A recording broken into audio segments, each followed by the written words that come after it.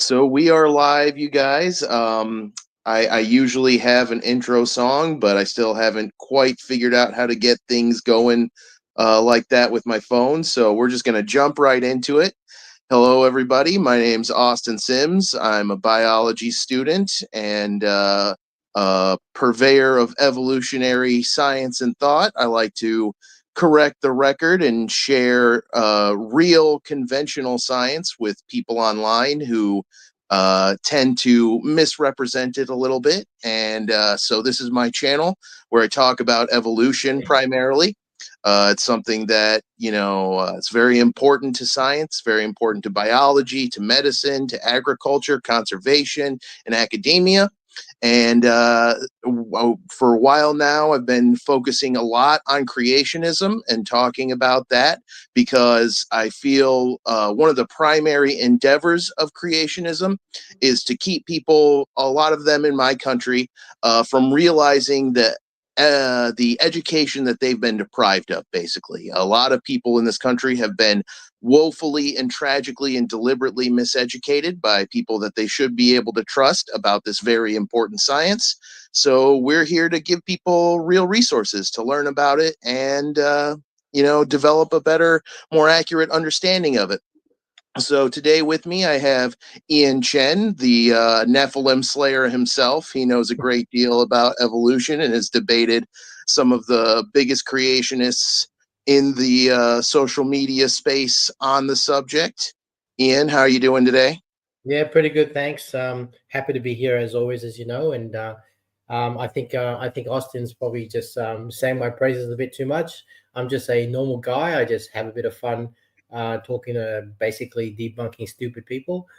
Any information that you hear from myself, it's basically what I've heard and what I've learned through social media / YouTube from bigger channels like Gutsy Gibbon, Creation Myths, Dapper Dinosaur, etc., RJ Downed. These guys are the ones that taught me the science that you'll probably hear me speak about today. And also, up and coming YouTube star here, Austin, as well. I think what he's doing here is really good, debunking the pseudoscience and, doing these weekly or kind of weekly now, probably a little bit longer, but these kind of more frequent chats going specifically in detail about one specific topic that debunks creationism, and I'm really happy to be part of it. Oh, you're too humble, Ian. You've humble. I'm basically saying your praises. It's nothing to do with me. Well, you've done phenomenally in the debates that I've seen you take on because creationists are very slippery and very sneaky in their debates, and they can be difficult to have a constructive debate with. And you seem to do pretty well when you go out there and do some battle. Some of them even ran from you before you even started the debate. That's why I like calling you the Nephilim Slayer, because that was Nephi just ran right off. He didn't even try to step to you. Unfortunately, that was not a modern day debate, and because it wasn't a completed debate, and he essentially rage quit. James said he's not going to put it up, but he did manage to send me a copy of it, which I put on my channel. So for anyone who wants to see Nephilim free rage quit in under 2 minutes, just come to my channel and have a look at that. But otherwise, I don't really have a channel.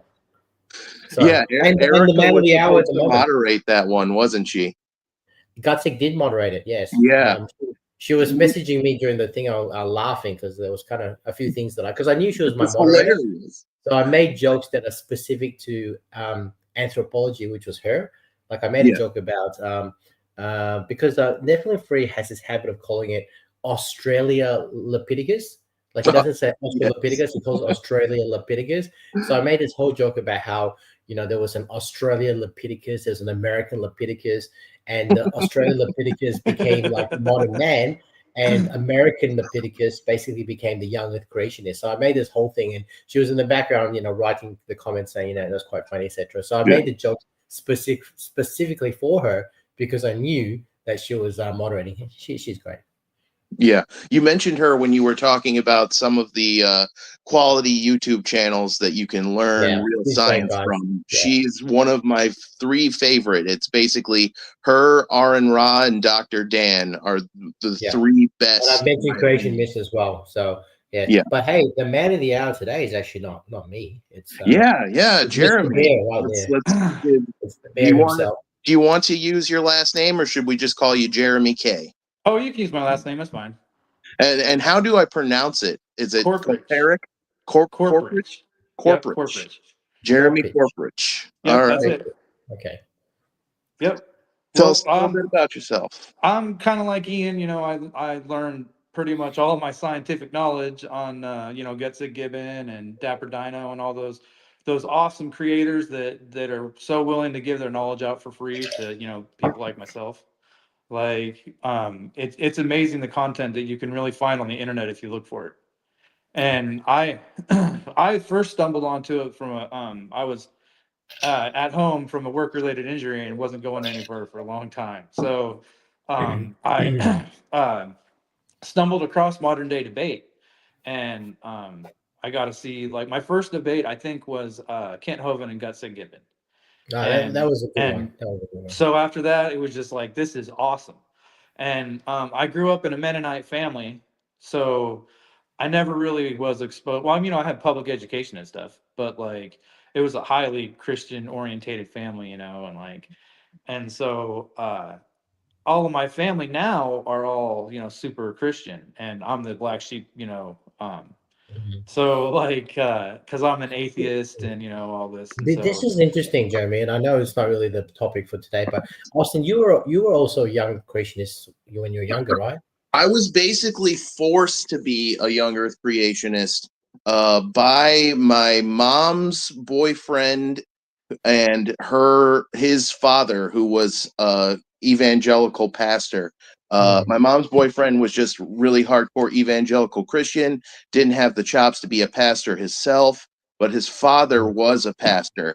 And Yeah, it's I basically got in trouble because I got caught during a Sunday school class reading a human anatomy book instead of the Bible. I had snuck oh my wow. smallest is, anatomy is book. that what you call Playboy, Austin? Human anatomy? Yeah, Is that yeah, that's exactly what I call it. yeah? Yeah, no, When you're like, no, it Uh, was just the human anatomy book. I think I might still have the book itself around somewhere. It was an atlas of the human body. I'm not sure.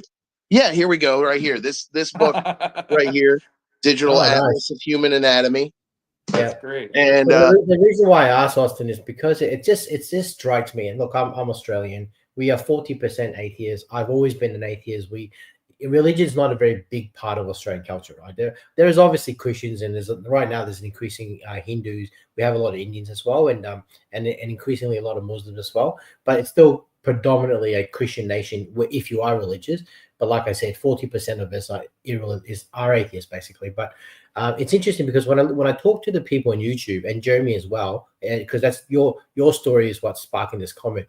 It's like majority of the people on YouTube that are kind of they want to talk about science or they want to educate the people, as you're doing now, Austin, with your channel. They were all former young Earth creationists. So that's the one thing that kind of strikes me is that even Gutsy Gibbon, I think they all have stories. I think Dr. Dan would be the only one who does Forrest not share also. that history. But all you guys used to be former young Earth creationists, sort of like maybe got educated, however you come out of it, and then obviously want to tell the world about your story and about the science. So Jeremy, when I was listening to your story, it just strikes me that you have a lot of that in common, obviously with Austin and even with the Gutsy Gibbons and the Dapper Dinosaur. The other thing I've noticed as well is that a lot of young Earth creationists seem to be homeschooled. Homeschool is not a thing in Australia. It's actually not even legal. The only way it can be legal, the only way it's legal is if you cannot physically go to school. Let's say you're disabled in some way, and that's homeschooling.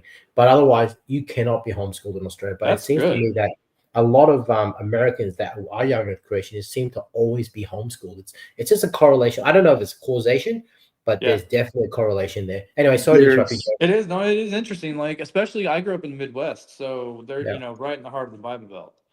yeah. So, there was I actually would run into people like that were homeschooled, and it's just like, whoa, that just seems so, out of the way for me. But because of that, I was exposed to hundreds of different Christian religions, like Baptist, Southern Baptist, Mennonite, all those different places in the Midwest where it's just, homeschooling and all that. And so luckily though, I was never really quite indoctrinated enough, I guess. So Hmm. like, I kind of wandered in and out of the church, but once I started being able to learn actual science, it was so awesome for me to be able to now know that I have the ability to tell Christians and young earth creations especially why they should learn real science.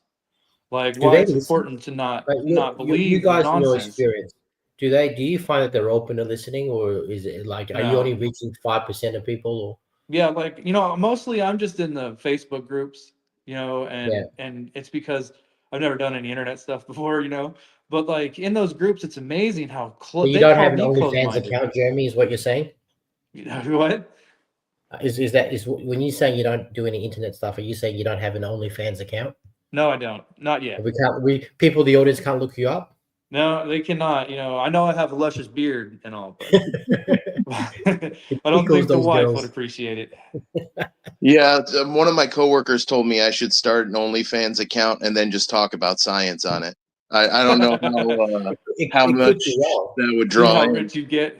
I I mean, think what I need is I need to find a bodacious babe who's really, really invested in public scientific literacy, and I'll just write the scripts for Yeah, her, and let her read it. and she can go and read it, and people will tune in to see a hot lady and Get you rich. inadvertently end up learning science. Or I could just like get some cute cat pictures and just make That'll draw montages them of in. those, but talk about science over the top of. I have ideas for how I could make this, more interesting. This is one of the issues with the, science denial and pseudoscience and conspiracy theories, is that those things are way more interesting. Yeah. They're attention grabbing, Yep. people. And I actually think we should maybe, check this out, because I'm interested to see if you guys get the same results. But there's this phenomena online where your search algorithms, tend to be more tailored to your specific interests. So, like for mhm. me, when we were planning for this episode on paleontology, I went on YouTube and I punched in, how does paleontology support evolution? And basically everything that came up was like creationist videos. It was, a bunch of videos of creationists, Yeah. of course, almost all of them with the comments turned off, Oh yeah, talking and they about flood the how internet with that. all of this stuff is a hoax. Piltdown Yep. Man and, Nebraska Man and Haeckel's Hail, yeah. embryos. Yeah, And they love that. Like they just they flood do. the internet with it. ICR, AIG, and they'd love to just talk about half-truth sciences. Yes. Like they'll talk about, they found Lucy, and they'll pretend like since she didn't have hands or feet, then oh no, she's not complete, so you can't tell. Or they'll do half sciences where they'll talk about like hydraulic sorting, and they'll act like it can sort everything right away, and they'll use all these examples, and they'll be like, see, you can use the little sand thing like Hovind loves to do. But they Oh forget to man. say that limestone doesn't form that quickly. Right. Mhm. Or there, it requires way different things to build it. It can't just, it takes millions of years, not, a year. The And problem, Jeremy, is that people like Hogan and stuff use a very vague, high talking point that if you're uneducated, it makes sense. You go, yeah, oh, your hydrological sorting sorts heavy to lighters, and if you're smart, you're at the top. That's kind of reasonable. It'll be true. But yeah, then when you're actually a little bit educated, it doesn't take long. You just have to Google it for 10 seconds. But a lot of creationists don't do that work. But if you're just a little bit smarter and you do the research, you'll start realizing that, wait a second, let's look at plankton. Let's look at trilobites. And exactly. you'll get different species only found in different layers. So in Yep. plankton, with plankton, for example, you'll like they're the same. They're the same weight, and you can't tell whether one species is smarter than the other, right? But they're the same weight and the same mass. So why Yep. wouldn't you find different species of plankton muddled up with each other? What you find is at the lowest layers, a specific species. The Yep. next layer up, still plankton, a different species. Like, how does hydrological sorting sort by species? And that only takes a Exactly. little bit of Googling to then you kind of go, wait, that doesn't make sense. But Well, then there's, creationists don't go that deep. yeah, and then there's also, the fact that they say things like, oh, the dinosaurs are at different elevations, and all these other crazy things, but it's like, or they'll say, T-Rex was denser than everybody else, but it's like you can compare them to a modern elephant. They Yeah. both weigh about the same amount. They're both land animals. Their Mhm. bone density would probably be pretty close, except for T-Rex's would be more honeycombed and hollow, so he might not even been as And dense. yep, and you're right. Being theropods, I think we have found that their bones are tend to be more hollow. So you're right there. And yet you don't find those elephants with the T-Rex. Exactly. That's the other thing You as don't well. Yeah. find them until the KT boundary, you Yeah. know, where you separate dinosaurs from modern elephants and other living mammals that are, you know, higher up in the layers. And Exactly. that's Yeah, one of the, you exactly. know, half truths Yeah. that they like to talk about. It's Yeah, no, like you're there right. is places in geology where it shows the difference, Hmm. like where we can see the different extinctions, and you can see where there's no more dinosaurs above it and there's no modern elephants under it. So if it was all sorted by the same density, you would see the elephants and T-Rexes together because land animal, you know, you you same you weight, you probably you've same you've density. you've hit on like that the whole point about hydrological sorting and the different animals above different layers. That's right. KT boundary is obviously the big one. No Yeah, dinosaurs above it, no mammals below it. That's the big one. But then think about all the different mass extinctions that we have. So the Permian boundary as well. So you'll look like there's literally no dinosaurs. I think before the was it what's before the Jurassic? Is Where it the Jurassic? yes, before that, there's no dinosaurs, and then you'll get all the kind of pre-dinosaur fossils as well. And then Yeah, trilobites. When you look at the where the trilobites are found there is no more complex animals besides that as well. And then even before that, it's only like sea-dwelling animal fossils that you find. You don't find any land-dwelling animals. So it all fits the evolutionary. Or I hate to exactly. say story, but what evolution is saying, it all fits that. And so it's not just the KT boundary. You look at all the different sorts of boundaries Yeah, and the different types of fossils, and you won't find dinosaurs before the first dinosaurs appeared. And then exactly. before that, it's like more basal animals. And then before that, it was all sea dwelling animals. And then before that, it's just, kind of microbes and bacteria type mats and stuff. Exactly. So, yeah. And it fits perfect with evolution as it goes Yeah. from less complex animals to more and more complex as they go. Yes. And Yeah. then, you know, as you see through the different examples of the great, you know, the other five extinctions that have happened, you also Mhm. see that restart. And you start seeing the animals get more and more complex and more specialized, and then you know, then the next extinction. And it's exactly how evolution would present it, not how a giant flood would position everything all at, you know, Exactly. Yeah. separate layers and this and that nonsense. Yeah. And Yeah. you know, Yeah. Specimen Ridge is also another example of how geology can completely destroy a global flood. When there's 27 layers of ash. You know, I don't Mm. remember what that it's called, but you know, there's 27 layers that restart an entire forest. Like Hmm. entire ecosystems start and then finish 27 Hmm. times through these volcanic eruptions. Yeah. And there's no way that a single flood would be able to build that in That what that that, that, that that's a big one because Yeah. I've heard some creationists try to explain volcano ashes and by saying, oh, the volcanoes happened at the bottom of the sea, the flood subsided, then the ash thing, and then the waters came back again. But your point is, did it do it 27 times? I mean, exactly. maybe. I mean, I don't even think it happens once, but maybe conceivably you could say, oh yeah, maybe the waters came, or volcano kind of erupted, the water somehow subsided, the ash settled down, and the waters came back again once. Maybe you could think Yeah. it's one, but 27 times, it just doesn't make Exactly. sense, does it? And So, those are complete yeah, ecosystems. Like there's yeah, full yeah, forests that exactly. grew. Like Yeah, that you're would have not gonna happened to have grow grown in all three that weeks and in then those 2 days or something where the yeah. flood water subside. Yeah, no. Look, we all know it's stupid. We just want to have to try and educate that stupidity out of any creationists that are watching. Yeah. So it's mind blowing because I went through and just to like get a surface level understanding of how much of science you have to deny to be a creationist, especially a Everyone, young earth every science. creationist. It's virtually the entire body of scientific knowledge. And some of the things I searched up, like There is I one. was There is I one wasn't science surprised. that it doesn't that can fit with Yeah. creationism, and that's Scientology. Yeah. Sure. Those So guys are special. I was like, for some things, I wasn't surprised at all when there were like dozens of articles and links substantiating them. Like, I wasn't surprised that there were dozens of links from geology supporting evolution. I Yeah. wasn't surprised that there were dozens of links from genomics and genetics supporting Oh yeah. evolution. But when I put in how does volcanology support evolution, I'm thinking, oh, this is going to be one or two links. It's going to be no, volcanology has a buttload of support for evolution. And you wouldn't think studying volcanoes would tell you a lot about how life has developed on Earth. They're like completely different systems, right? Like a volcano is just all about pressure and heat and rock flow and all these other things. But it can actually tell you a buttload about how life on Earth developed precisely because of the kind of things you were talking about there, Jeremy. Yeah, no, it's mind-blowing to me that people can deny something that has such overwhelming support and say, they need so much evidence, they need you to prove it, they need you to argue it to them, Yep. but then they can turn around and believe, Then they God just won't created address it. everything in 6 days, which They is like to such an call it. incredible claim.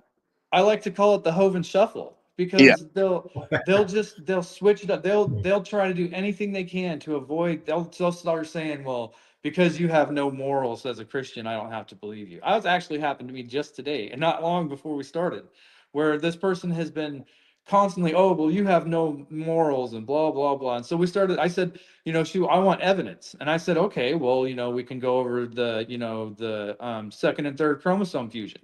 We can talk about ALU or AULs, or we can talk about ERVs. And I added all this, a few just little tidbits of things that we could talk about. And then she says, "Oh no, I didn't address any of the science, and I didn't do anything like that."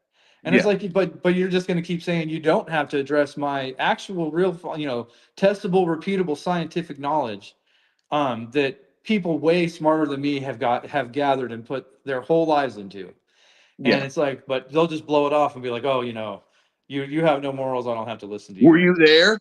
Yeah, yeah, You, that's another you didn't one. Yeah, you didn't see it happen. You yep, can't know that it happened, which is yep, pretty ironic, right, to say, especially when you believe in a resurrection and a virgin birth and exactly. all that kind of stuff. Like, Oh were you yeah, there for that? No, of course not. But you have no problem believing it uh, without anything but just testimonial evidence from yeah. sources that have an extreme and obvious bias and They were are probably made up yeah. anyway. Yeah, Like, there's a good chance that their interpolations are just, forgeries or yeah, yeah, fabrications, that kind trying of to thing. fit the masses. Yeah. So I think I don't know if I said this on the stream yet, but when we were talking a little bit while we were planning it, I was saying that I thought it was a good idea for us to talk about paleontology because, when I go up and I search, oh yeah, I did mention it on the stream. Yeah. So a little bit about how paleontology supports evolution. There is an incredible amount of support for evolution in paleontology, honestly. Uh, Absolutely. it's difficult to almost put it into just a few paragraphs, but paleontology supports evolution because uh, the fossils that are on the planet, every one of those is a connection to the past. And I Absolutely. know Kent Hovind likes to say things like, "Oh, you don't know anything about that fossil. That You could don't know mean if it had you don't children. know that fossil had children. You don't. Yeah, That just means that fossil was that one species, one individual was alive." out of the No, billions of dead things. every single fossil means an entire population of organisms that Exactly. look just like that Because organism evolution were doesn't alive. happen in individuals; it happens Right, over the exactly. masses. Yes. And what we see when we look at all these populations from organisms that existed in the past is a clear pattern, a pattern that it screams evolution. It screams heritable characteristics of populations of living organisms gradually changing over time. Exactly. We see this through countless lines of evolutionary ancestry. What's up, Dane? Good to see you, man. Dane is a theist. He does a lot of theology stuff. I don't think he is an Abrahamist or a Christian. He just believe. I might be more accurate to describe him as a deist, but I know he accepts evolution and is generally a pretty cool guy. He's one of the theists on YouTube I actually like. He's a pretty funny fellow too. He cracks me up sometimes. So good to see you, Dane. Hope you stick around and learn a little bit about paleontology. We were just talking about the fossil record, and oh my gosh, I Yeah. don't think I could begin to list every nonsense thing creationists say about the fossil record Oh in just boy. this one video. There's so many of them.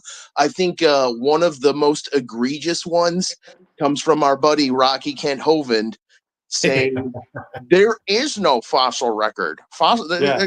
They don't have dates on them. Yeah, no, There's yeah, no they don't. dates printed There's on no them. name tags. There's no nothing. Yeah.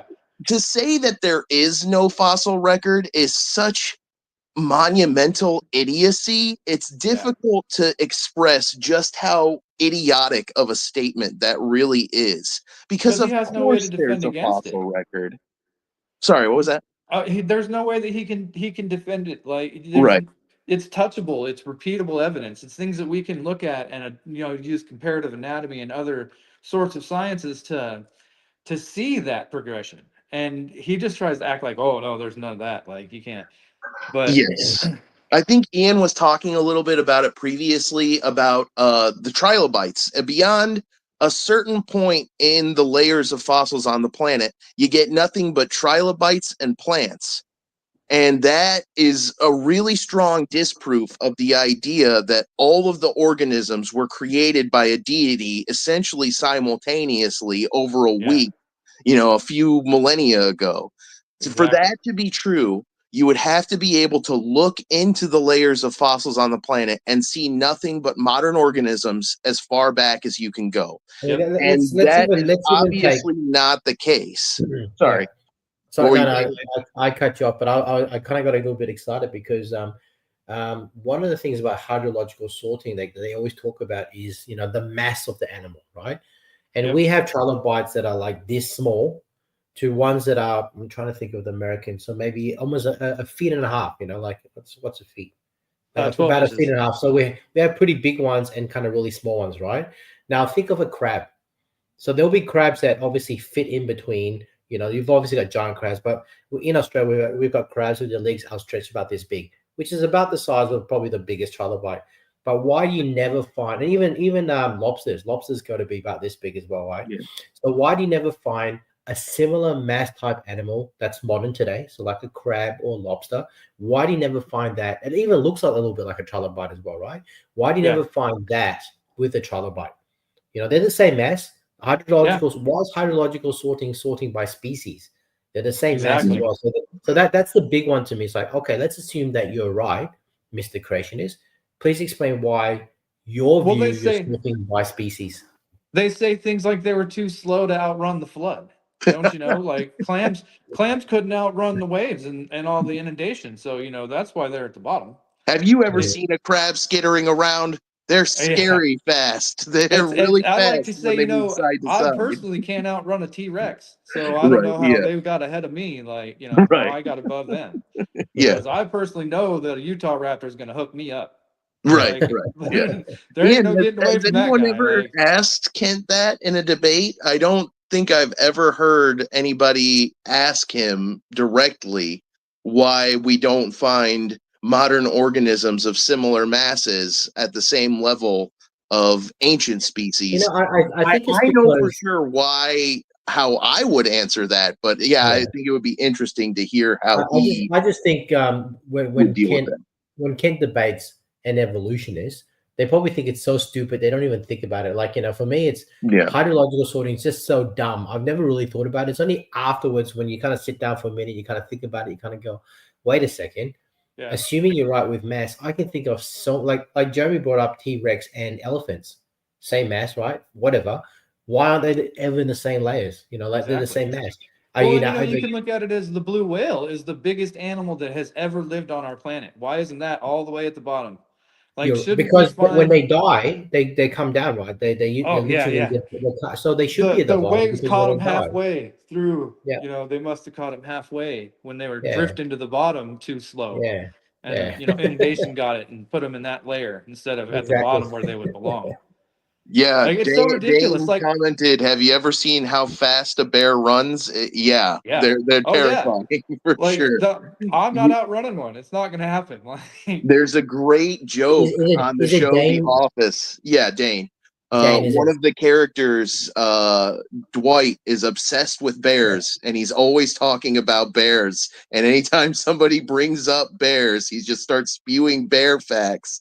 Like, a bear runs faster than a horse. So if you were thinking about outrunning a bear on horseback, think again. It's not going to work. Yeah, I think I remember. I think Dane, so there is trying to outrun the bear, and there's also trying to do it smarter. So Jeremy here does it smarter. You can see from his T-shirt, he's dressing up as a bear. So when the bear comes, he'll just pretend he's a fellow bear buddy, and he'll kind of go, "Hey, I'm just a bear buddy, just chilling back My eating mom's fish." called me Jer Bear my whole life, so Bear, I'm bear. tucking it So in. that's how he does it, Dane. He just camouflages himself as a bear. Yeah, He So doesn't gotta want. keep my we're gonna beard for a go on a reason. little tangent about bears right now because all of the advice for how to survive a bear is terrible.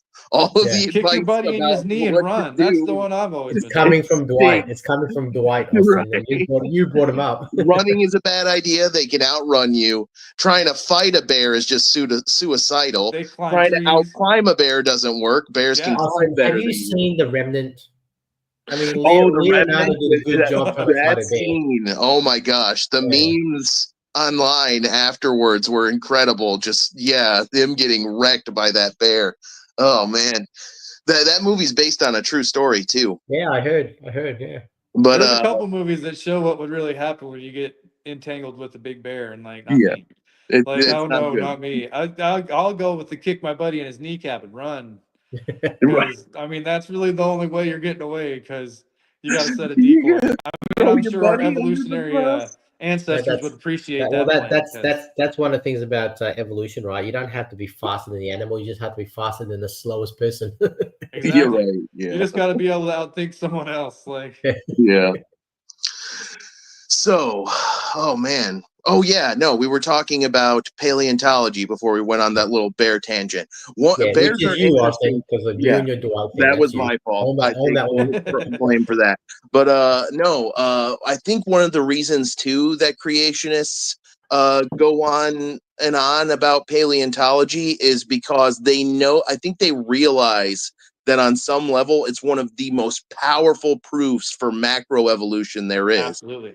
Like for macroevolution to not to be true, you would have to be able to look into all of these organisms, all these fossil species that we see on the planet, and you could never observe a point at which modern organisms vanish completely, or even a single entire clade of organisms vanishes completely. And of course, that's exactly what we see. If you Yeah. look at Precambrian depths of the fossil strata, there's no mammals, there's no birds, there's nothing but trilobites and plants. Meaning that all of these, clades of organisms had to adapt into being from an array of species that didn't include them. And that is the quintessence of what macroevolution is. The idea that, new forms of life came into being from the gradual accumulation of minor adaptations of existing forms of life. And that is what we see in the nested hierarchy too, right? Like birds are just a subset of dinosaurs. Mammals are kind of technically just a subset of reptiles in a sense. All of these things have been further and further diversified inside of their clades. And of course, creationists kind of straw man it. Like one of Kent's favorite arguments is why doesn't a modern organism evolve into another modern organism? Why don't you see an amoeba evolving into a monkey today? Or a dog into a cat? Yeah, why don't you see a dog evolving into a cat, or a cat into a whale? This doesn't happen. It's imagination. It's storytelling. Why can't we get a dog as big as Texas? Right, yeah. He likes to make a lot of arguments like that, and creationists mirror them a lot. Yeah, they do. But AIG does too. They all love that. Kent Ham, they all love to do those wild claims, and then they just grasped on it. Like they just hold on to it so tight that when you tell them that that's not actual science, that then it's not how the process works. Evolution does not say that a modern organism would ever evolve into another modern organism. Evolution says that a population of modern organisms could evolve into a more specialized population of organisms over many, many generations. And that's why birds are still dinosaurs. They all say things like, if something evolves, that means that its ancestor had to die also, to make it to be evolved. Why don't? But it's like there are animals on the planet now, like pipefish and seahorses, that they are still alive with their ancestors who they evolved from. Yeah. Like if I Dapper evolved from actually a brought monkey, it up how once and come they're talked about still how, monkeys? Yeah. Like, Which is kind of like saying if me and my cousin share a common ancestor, how come my cousin's still alive after I was born? It's yeah, like, yeah, exactly. It's I'm like, not sure why you being born would cause your cousin to cease existing. yeah, It because doesn't really make sense. they like to talk about it when it's especially like human evolution, when they're talking about Neanderthals and Denisovans and some of the other like hominids that were living together at the same time. Well, they couldn't have done that because, how would they be able to keep evolving if, their ancestors were still alive and blah, blah, blah, blah. And it's like the sort of It's Well, that interesting also that that they solves make the problem. arguments about human evolution at all. I would think that their best approach to that would just to be to deny that there's any other species of human that has ever existed. Because if yeah, you admit that there are other species of humans, you then admit they can't be that's like, created. no, yeah, that Yeah, you doesn't make can't be any specially sense. You're created. right. Yeah, Evolution took other cracks at making a species like us that yeah. didn't pan out as well as we did. Trial and So error and chemistry I, is what yeah, it I, I is. have heard Donnie from Standing of Truth claim that Adam was a Denisovian, Noah yeah, was a Neanderthal, and so he just says all of these are, and technically they are. If you define Homo as humans, then yes, everyone Homo erectus, they're all humans, right? I know most people when they say humans, they probably mean Homo sapiens, Yeah, but technically Homo is humans, right? So yeah. so Homo Donnie from Standing habilis. of Truth claims A that little Adam racist. was a Homo habilis I have or heard him say Denisovian. that. Yeah, so he thinks that Mutation, they've all humans with that mutations or explains the something. fossil record, that it's they've obviously started off early erectors or whatever and have Yeah, evolved to where we are today, but we're all the one species. That's kind of Exactly. where he kind of thinks of it as, which basically is the same problem that he has with every animal coming off the ark, and that All in he the has same this kind. hyper speedy evolution that happens, right? So two yeah. elephant kind of hyper speciates, like super fast evolution into the to all the to count all the extinct elephants and the elephants we have today. He's saying the same thing with two humans. So two humans Yeah. were some sort of homo kind that then hyper evolved and speciated into where we are today. So at least he's consistent with his kind of story, I have to Yeah, he say. likes to say that they're just regular humans, just Homo sapiens with Yeah, a mutation. I've heard him say yeah, that a few times too, that they were just mutated humans, and that's why they yeah. look Well, different. Neanderthals have rickets or something. I think he said like Yeah, they're like that. Yeah, like that type of thing where it's just like, oh no, they were just yeah. weirdos with leprosy that weren't part of, Yeah, and forgetting that we actually can clock what that looks like in the fossils, like in a bone. So if we exactly, look at a bone of a human today, we can tell they have rickets because they have deformities in their bone. So exactly. these Neanderthals do not have rickets. Well, yeah, So and they anyway, have things like they didn't have a chin yeah, when yeah, Homo Yeah. yeah, sapiens do, yeah, like, or their orbital bone, the yeah. occipital bone, Occipital I think bone, is what yeah, it's yeah, called. Like, Yeah. occipital bone, yeah. And there's the retromolar gap as well. They've got a gap between the last tooth and the side of the jaw. We don't, and that's why we have a lot of, because our jaws have been getting smaller. uh-huh, So, and because we don't need the bite force, I think, yeah, based on chew the through age in grapes the past. or So that means a lot of humans have wisdom teeth problems because there's just not enough room for that last wisdom teeth to grow. So You know what I think is one of the really big ones with human evolution is the foramen. Are you guys familiar with the foramen? Brandon Magnum, where the yeah, spine connects yeah, in yeah, the Yes. skull. So Yeah, in evolutionary ancestral lineages of humans, their foramen was more anterior, meaning more backwards placed, which indicates it not only tells you about, it's a really good example of some of the changes that had to happen for the modern Homo sapien bipedalness. ape to emerge, but yes, it also Yeah, tells you about how the organism postures itself as well as exactly. how it locomotes. Like Yep. if an organism has an anterior foramen, it's not sitting upright like we are. It's Yeah. down here, like in a prostrate kind of posture, Yep. which indicates knuckle walking or quadrupedalism, right? So the fact that we have all these, then if you ever hear Donnie say that again, Ian, ask him how Adam, as a Homo erectus or a Sahelanthropus chadensis, how did he walk? Was he walking upright on 2 feet or was he a knuckle walker? I would be interested to hear how he would respond to that after claiming, that Adam is just one of these earlier human ancestors. That's really bizarre that he would try to make that argument. He claims that that they're early Homo species, so like a habilis or maybe So they're even in the a homos, the so homo. they're all, so he'll say they're all bipedal, right? So Yeah, so they're already in so he homo. won't claim that they're an Australopithecus at all, which is what you're kind of saying around the kind of like the Oh, starting. yeah. No, Kent likes to do that though. Yeah, He would say they're an ape then, maybe. yeah. But Yeah, then the thing well- about Donnie is that anything where you start pointing out the detail on a particular species, he'll do the contested bone answer, which is that we don't know that these fossils are exactly what they are because they're probably a bunch of different species Yeah. kind of jumbled He together. said that So, about Lucy too, that there was Yeah, a bunch of just yeah. random bones scattered together with Lucy, and Yes, that's why yeah. she can't So be real. the way he can't answer it, he'll claim that. Yep. Yeah, because and they like to act like you can't tell if an animal was a knuckle walker or not. That's one of Kent Hovind's favorite things is that he says that Lucy was a knuckle walker, and that there's no way we're related to her because we walk on two legs, and it's like, yeah, but everything that shows her bipedalism is in the skeleton. Like, it's all right there. Her hips, her spine. She even has the upright spine position. Yeah, and he just plays it all off like, oh no, it's not possible. Like, no way she's a human, not possible at all. Like, it's just ridiculous sometimes, and Yeah. they all do it too. They'll all be like, oh, how come or like when they talk about the white sclera in their eyes in the Yes. models in the at the museum, and it's like, she probably had white eye. Like, there are primates now in the modern world that have white sclera in their eyes. Like, it's not a big stretch to say that other apes probably did too.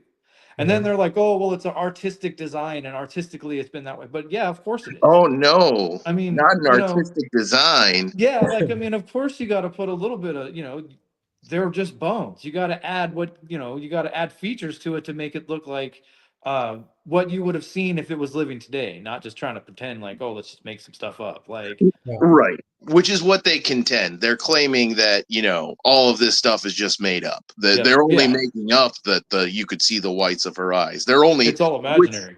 Which by that logic, you're just making up that it has eyes, period. Exactly. Oh yeah, it's got orbital bones, and that's what found the fossilized eyes. You're right. So it's all fake. Just lines on paper. We should all just realize that. It's just lines on. Sorry that I have so many references to Hogan, but I've watched like every one of his debates. Because the way I look at it, I learned so much from the people that he's debating that it's worth listening to his nonsense for 20 or half an hour or whatever I got to do. Because always the people that are against him have all kinds of awesome educational information. Because he's had people go at him with all thousands of different directions. And it's like there's always something you can learn from them, because it's like Hovind is always the same stupid script. Like, I could probably debate for him. It's such nonsense. I think it's been so driven into my brain. I think a couple of his opponents have done something like that, where they dress up as Hovind and they pull like the awesome. James and Dwight thing, where Jim shows up dressed like Dwight and starts. I keep referencing The Office. It's just a great show. It's a good show, The Office. I enjoyed it. My cat who has been ignoring me all day, has now decided that this is the time when he absolutely needs attention and love, and is making I'm surprised I haven't seen one of mine yet. He's making things difficult for me right now. Personally, I like a shaved pussy. Yeah, you have a shaved pussy, don't you? I do. Yeah. All of mine have fur. The old 70s style. I'm old school, I guess. All of mine have fur on them. But it's really amazing to me how many people just eat up people like like Donnie and Mr. Batman and all these ridiculous creationists that have no scientific evidence at all backing up what their claims are. It's just so shocking to me that their followers are still like, oh, yep, right on, he got it. So like, you read through the comments and it's like, did you like when Mr. Batman says things like, bats come into the fossil record exactly how they are and they leave exactly the same. Of course they're going to come into that way. They've evolved into that animal and now it's there. Yeah. Like, Have you noticed, Jeremy, that even in I think the Facebook group that we're both on is where I kind of met Jeremy for the first time. The people that claim to have debunked the science, so whether it's geology, whether it's cosmology, whether it's evolutionary biology, the people that have claimed to debunk those sciences, none of them have any formal education in that science. So to me, it's just an opinion. So you're just giving me your opinion versus PhDs that have spent decades on that subject. Exactly. Why the hell would I think that your opinion, especially when you've never been educated in that science, is of a higher weight than an expert in that subject? Unless And their favorite is Mary Schweitzer and the soft tissue and dinosaurs. He doesn't And say getting what back they to claim to Pink, say. they love that one. Yeah. Like they will make up so much they found full DNA strains. They're full lines of DNA. They found soft tissue that's squishy. And it's like, no, they have not. They found collagen that's millions of years old that only got that way from an acid bath in 3 weeks. Yeah. Like they act like they It just has broke been open highly T-Rex bone cross-linked. and it oozed out like on Teenage Ninja Turtles. And that's not what happened. No. And they love to be like, oh, that's just, there it is right there. That proves dinosaurs were only 4,000 years. They were on the ark right there, and it's like, you're just brain dead. You don't want to learn the rest of the science. Like they forget to say that, that deposit in that formation has a high level of iron, which helps preserve those specific places in that area. What they have found, Jeremy, are cross-linked molecules. So basically, it's like I don't even know how to describe it properly. It's like the molecules itself, the bonds have been replaced by the ions, which makes it extremely stable, right? So that's what the cross-linking means. So they don't find the natural state of these molecules, whether it's collagen or keratin or whatever. They find it after it's been cross-linked and then it's been mineralized. They use the acid bath to demineralize it, which I think with Mary's case, that she's put it on an acid bath for 2 weeks to just take away the minerals. And what you get is the organic compound left that has been highly cross-linked. So it's stable. So when they talk about hemoglobin or blood, when they talk about that, what she's found is cross-linked heme. So heme is one of the molecules, it's the iron-based molecule within a hemoglobin. It's about 1/40th the size of the blood molecule. So that she didn't find blood molecules, she found one of the components of a blood molecule, which happens to be the iron component of it, which obviously makes sense because it's the most stable part of it. Heme. She found heme. And that's why she says it's in the same spot, right? Yeah. And creationists, to Jeremy's point, will just kind of gloss over that and go, she's found blood.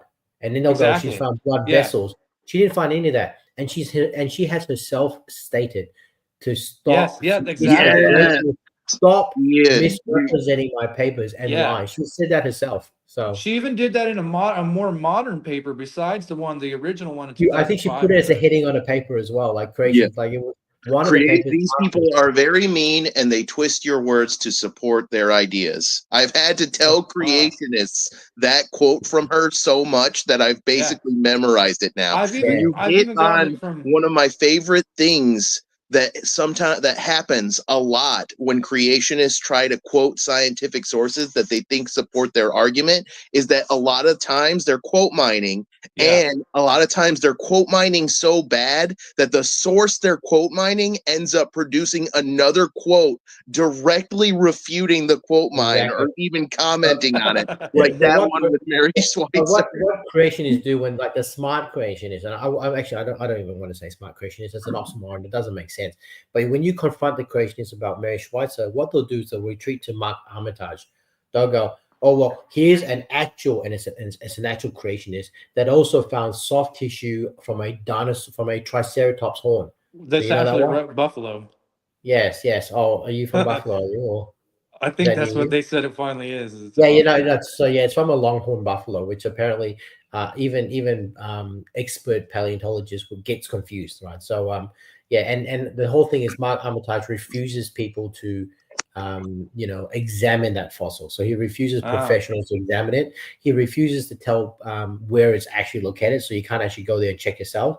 So there's a lot of secrecy, and that's why like people don't believe it. It's like I could say something. I could say to you, I found humans with dinosaur bones, and it's in my closet. But I'm not going to show you. I'm not even going to show you the photo. So you'll just have to believe me. Yep. Yeah. It's amazing that they think that they can get away with that kind of stuff too. Like that people just but they do, I guess. Like people eat that up. They're just like, oh yeah, yep, they did. So Dinosaurs were on the ark. one of the Like, biggest things about persuasion is you have to consider your audience. And creationists have a very easy target audience. Their audience wants to believe what they're saying. exactly. They want it to be correct so that they Yeah. can disregard conventional They're science, also not so they very can intelligent, guys. Come on. continue to feel more secure in their belief in some conspiracy theory about the elites lying to them and manipulating them, which, there are ways that the elites lie to you and manipulate you, but Yep. evolution isn't one of them. I would think Exactly. the opposite is more likely to be one of the ways elites lie and manipulate to you, is sowing discord and sowing doubt in evolution Yeah. is one of the ways they manipulate and lie to you, trying to convince you that education isn't valuable or it is a conspiracy is one of the ways they're it's like the call is coming from inside the house kind of thing, it's Yeah. ironic, it's And amusing to me. they love to attack peer review also. Like they say Yeah. that creationists don't get a go on anything, if they get shot down in peer review. But it's like you don't understand exactly what peer review is. Like that is where multiple people come together and test your hypothesis. If they Yes. don't come up with the same thing, you don't pass. Like if they can't disprove what you have tried to prove, then it doesn't pass peer review and it doesn't move on. But they act like no, it's just because it comes from a creation source or it comes from someone who's from the church. They automatically shoot it, and that's not true. It's because your scientific evidence does not stack up with any of the other evidence that's been shown on the topic.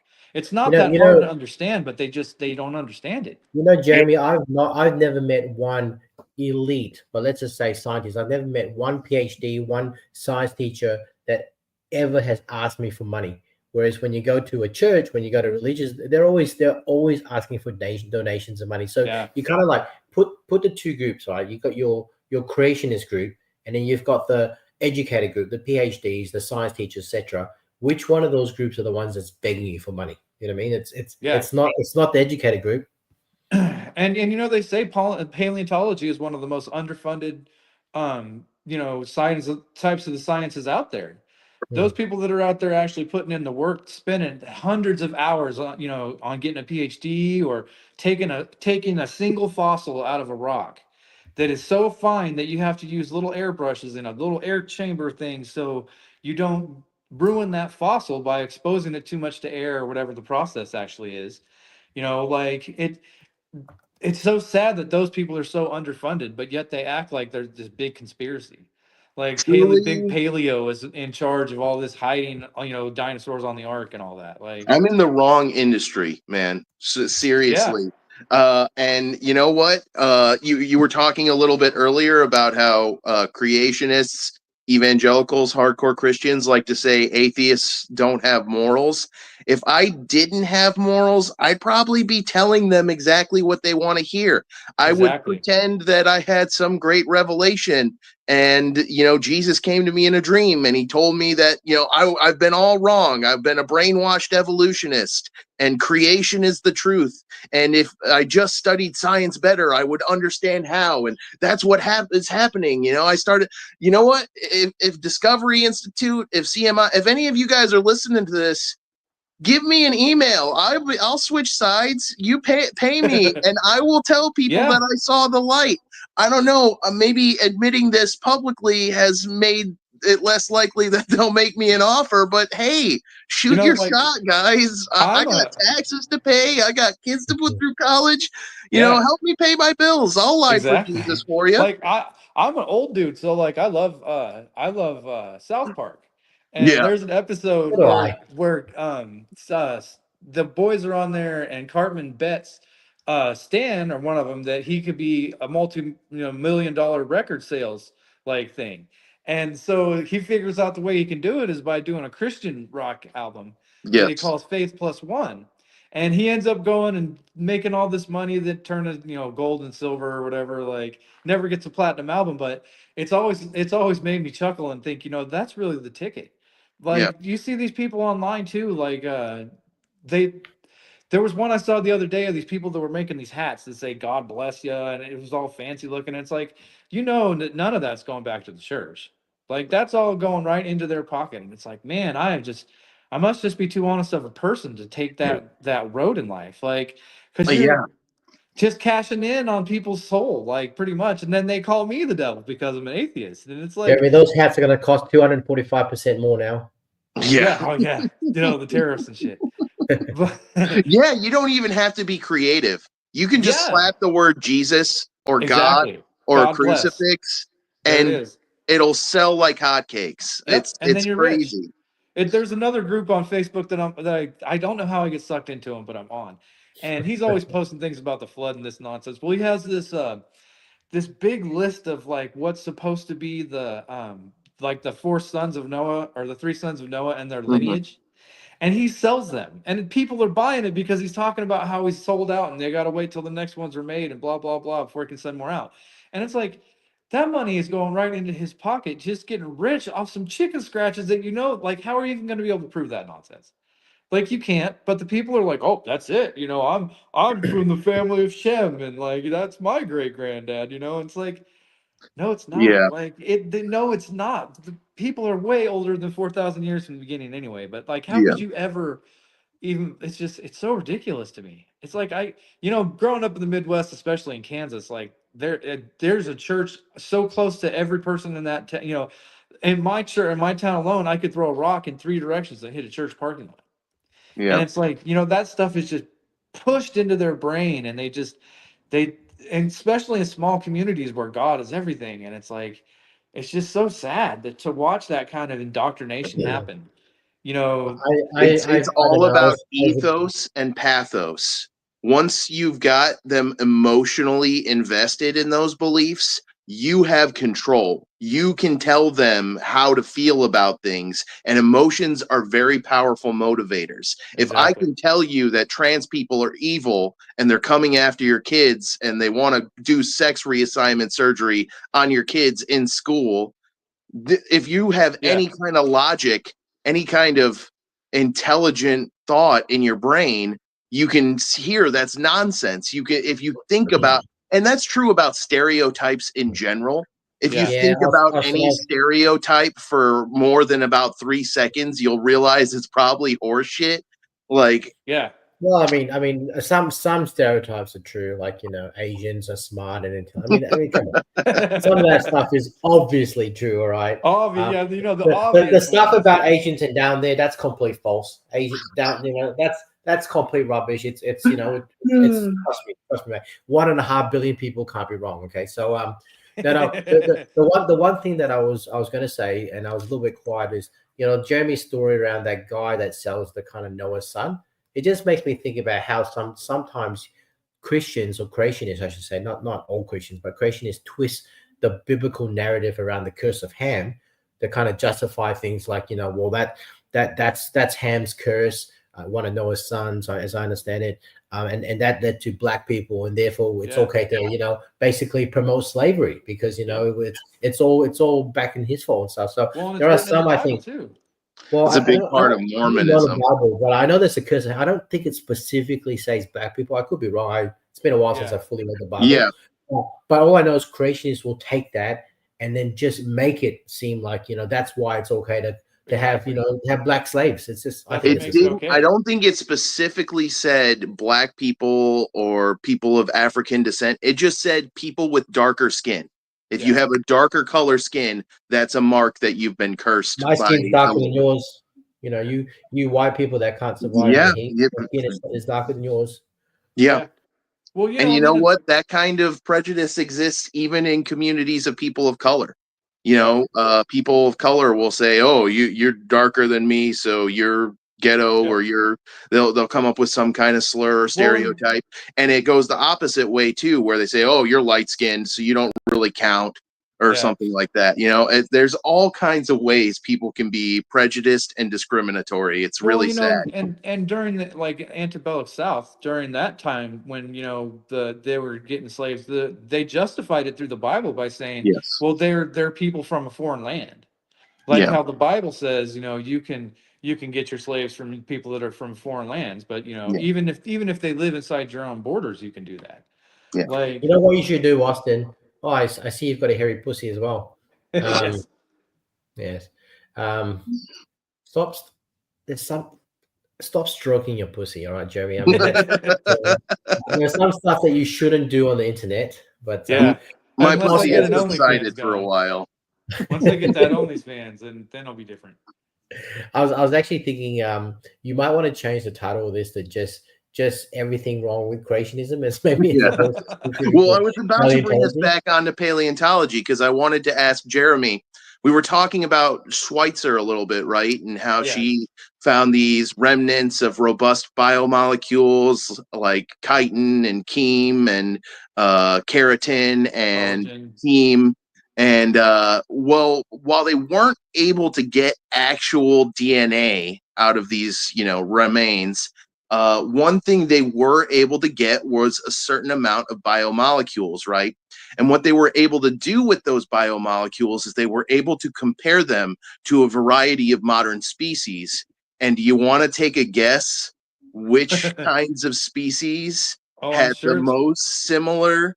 Do you think, let me ask you this. Do you think a crocodile was more similar, or do you think a chicken I'm had sure it was more? a chicken. We're Willing to bet. man.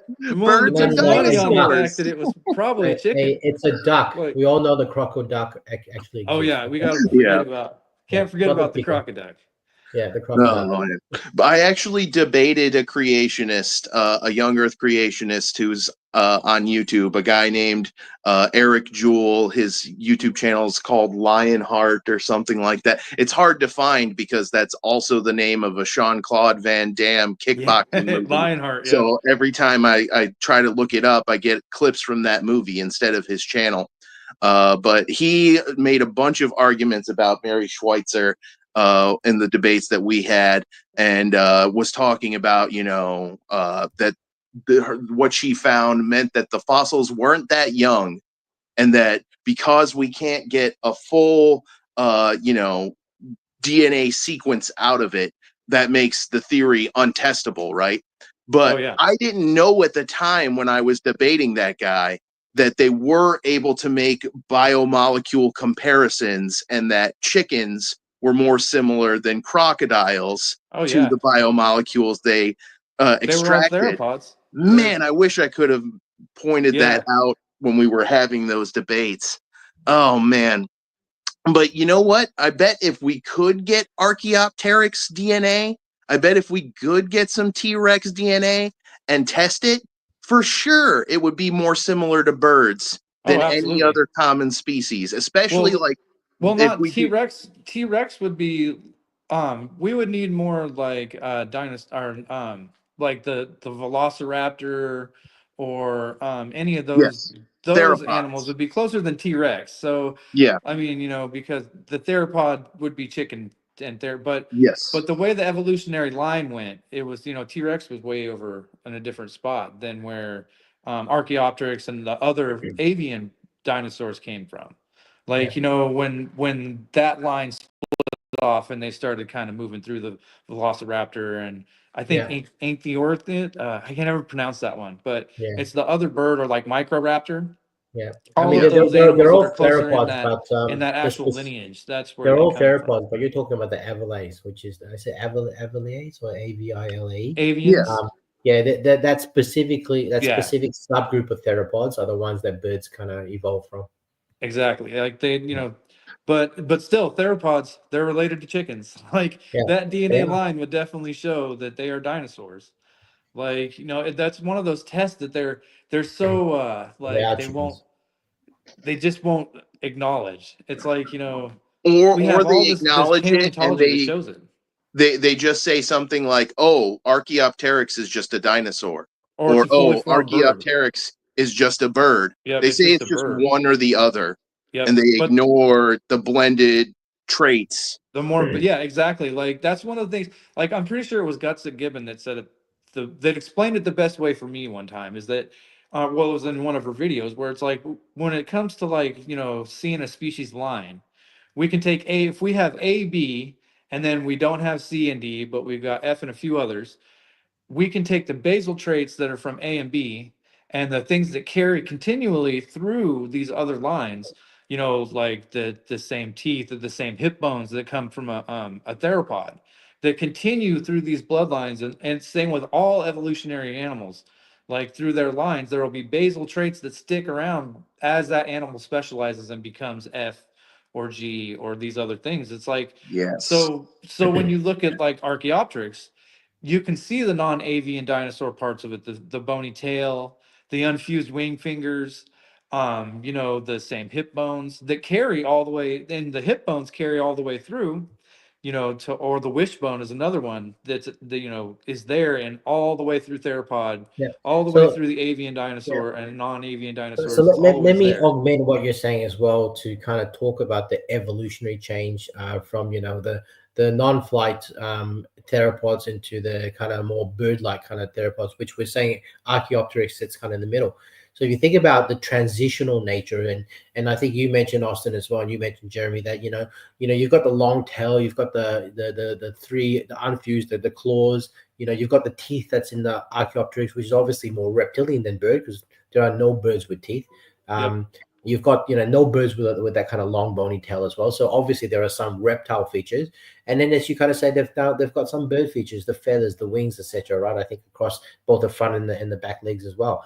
The one good example that I really like about Archaeopteryx that kind of to me shows the strength of the transitional nature of it is it doesn't have a keel. All right, so it has the feathers and arms. It was probably capable of gliding. Yep. So but it But didn't no real have the flight. keel. Yeah, but and maybe some sort of limited flight as well. But what the keel does Not on the true bird, flight. yeah, not true powered flight, not lifting Yeah. off Yeah. and flying for kilometers More or like so a miles and pheasant miles or a and miles. turkey. Yeah, Yeah. yeah. So what the keel does is it basically anchors the muscles that allows a bird today to kind of really flap powerfully. It didn't Yes. have the keel. So it was like it's a transitional. It's starting to develop powered flight that we see today, but Yeah. it wasn't all there. So it Wasn't there yet. it could do limited things, but you wouldn't be able to fly from I don't know, from New York through to Florida or anything like that. It just did not have the muscles that were capable of doing Yes. that. So it was You need transitional. obscenely strong pectoral muscles Yeah, to and that's what truly the be keel does. It capable of anchors power all that flight. kind of stuff as well. So that's the first point. The second point I kind of wanted to raise that kind of Jeremy talked about is when he talked about these features and then it starts getting specialized, we can see that embryologically in the embryos as well. So I think one of the famous examples that people talk about is when you look at dolphins, when you look at whales, you actually see the hind limbs come out in the embryos before it gets reabsorbed. When you look at a human embryo, you see the tail kind of start coming out as well before it gets reabsorbed. So there are all these evolutionary indicators of what we used to be that basically we have specialized and we may no longer need, like for humans, we don't need the tail anymore. For the whales, they don't need the hind legs, that in the embryo, because we have that evolutionary nature where from the basal animals we had those legs, they start to form, but something in that whale kind of goes, no, we don't need it anymore, and it just gets reabsorbed back into the embryo as well. So Yes. that's just one of the things that kind of popped in That's my mind. such a common observation in Yeah, evolutionary biology that there's yeah, actually a cliche that basically describes that kind yeah, of it's not perfectly accurate, but it is generally in the realm of correct. And that mhm, is ontology recapitulates phylogeny. The mhm, idea that our ontological development and embryological stages of the formation of our body plan, you can see clues about our phylogenetic ancestry in that embryological development. Like humans develop slots that Uh-huh. in a fish they go on to become their gills or part of their pectoral fins. In us, they become part of our jaw and part of our ear. And if you really get a good picture of it, you can almost see the similarity between that morphology in the human development versus what it looks like in a fish development. You can see how this ear might have become a fin instead of what it did become because of the rest of the genome that specific developmental segment is couched in. Well, yeah, and you can even see the leftover, parts of that exact thing as the animals get bigger. Like True. some pythons still have the parts of the hip that are still kind of in that position that they lost, and sometimes they still have Yes. little nubs. Mhm. Or yeah. Scoot like, over, honey. Come on, huh? Jeremy. You said you're a Hovind fan, so scoot I over, was honey. about to say, yeah, it's Yeah. just like Hovid and Wales. and they're the way they Oh. love to make love and Yeah. swing their thing around is because Yeah. of those little hip bump. But that anyone who has any thought in their brain can See, realize that that's the powerfulness about, and I know we're kind of going a little bit off topic from paleontology, but the powerfulness about evolution is that every science cross confirms each other. So one of the things I wanted to add when you talked about the ear, Austin, one of the things that came to my mind is we have muscles because so if we think about where we came from a million years ago, little rodent-sized mammals, right? Where we had muscles in the ears that were kind of like direct, we hear a sound and the muscles in those rodent ears will kind of move towards the sound and kind of pinpoint the location. We've lost that. So there are some people that can still kind of make the muscles on their wiggle ears their move ears. slightly. Yeah, wiggle the ears, but we've lost that capability. So most humans can't, but some people can make those muscles move and twitch slightly. I mean, if we were created, then that there is no point of having that muscle in the ear. We turn our heads to here. We don't kind of focus our ears as well to that. So that's another example where if you look at evolution and you accept what the science is saying, everything makes sense. Like our bodies make sense in light of evolution, whereas creationists will have to say, well, God created this for no purpose whatsoever. I don't know what this is supposed to do. It's like there's that nerve that's in your neck. I don't remember what it's called off the top of my head. The laryngeal nerve. Yeah, it goes around your heart, and even a Austin's right. Yeah, even a giraffe has that same nerve. Yeah. So if it was magically created, why didn't they just cross it from one side to the other? Because when we were fishes, it was a direct line. When we were fish, it was a direct line. Now evolution builds and stuff, so it was easier for it to kind of build it longer than it was to totally redesign the location of it, right? So it makes sense, right? When you look at evolution, everything makes sense in the explanation. Whereas creationism, you have to kind of go to Jeremy's point. Why did God do that way? Satan slipped that into God's design to test and destroy your faith. Yeah. That was Satan tricking around. He's messing with you. All those Satan created humans in some way. Satan's he's the one that buried fossils too. Yeah. Yeah. Yes. Just there are some people. Christians. There's a Facebook group called Christians Against Dinosaurs. I've seen that. Yeah, they believe that all fossils are fake and put there on earth by Satan to basically take people away from Christianity. It boggles my mind that it's American. There's another one called Dinosaurs Against Christians, and I'm in the Dinosaurs Against Christians one. The Dinosaurs Against Christians, I didn't know that it came from the other one for a long time though, and then I was like, what? And it's like, that is just nonsense. So while we're on the subject of Archaeopteryx, birds, and dinosaurs, and we've been kind of just like shotgunning and saying this is something creationists say and this is wrong, and I think this is one argument I've heard creationists make that spectacularly demonstrates the level of dishonesty creationists will resort to. And I don't know if it's intentional or if it's just that they're ignorant, but to me it often doesn't matter, because what ends up happening is they end up making arguments like this, which is that they have said that, oh, evolution can't be true because you find birds. Dinosaur to bird evolution can't be true because you can find birds in the fossil layers at the same level as dinosaurs. And that is technically true, but what they don't tell you is that what they're referring to when they say birds that you can find in the dinosaur level of the fossil strata, they're talking about Microraptor. Yeah, that's a bird. It's not a modern bird. And literally, if you're going to call that a bird, it directly proves the claim that birds are dinosaurs. Yeah. Oh man. I heard but this is the difficulty, Austin. This is the difficulty of where you are speaking to someone that's not educated in science. Because if you're speaking to a proper scientist, then they don't say fish because there's no scientific definition to what a fish is. They don't say bird. There's no scientific. They'll talk about cladistics basically, right? Yeah. So yes, there are dinosaurs. What's a dinosaur, right? So there are different cladistics of dinosaurs. They all existed together. There is one specific cladistics that evolved into birds. We're not saying that a bird came from a Stegosaurus or Brontosaurus. They're two different lineages, right? But birds come from theropods. Then there's avian and non-avian. I think the avian one is called an avelate, which is where birds evolve from. So yes, you are going to find birds, using the layman's definition of birds, that existed at the same time as dinosaurs because they existed together. But Birds evolved from a specific branch of a dinosaur, Exactly. the theropod, the avian theropod, if that makes The- sense. and those the birds that they're talking about are part of the ancestral group that Yeah. the modern birds evolved from. So they're conceding evolution in order to make an argument against it that's very dishonest, that Yep. will only convince somebody who doesn't bother to then go look into what the source actually says. And that article's still up on Answers in Genesis. It blows my mind. I can't believe they didn't take that down. Somebody must have pointed out to them that, hey, there's a real big issue with this argument here. You're basically conceding that there's this evolutionary relationship between theropod avian dinosaurs and modern birds. You have to concede that in order to call the things you're calling birds that you found in the dinosaur fossils strata birds. Birds.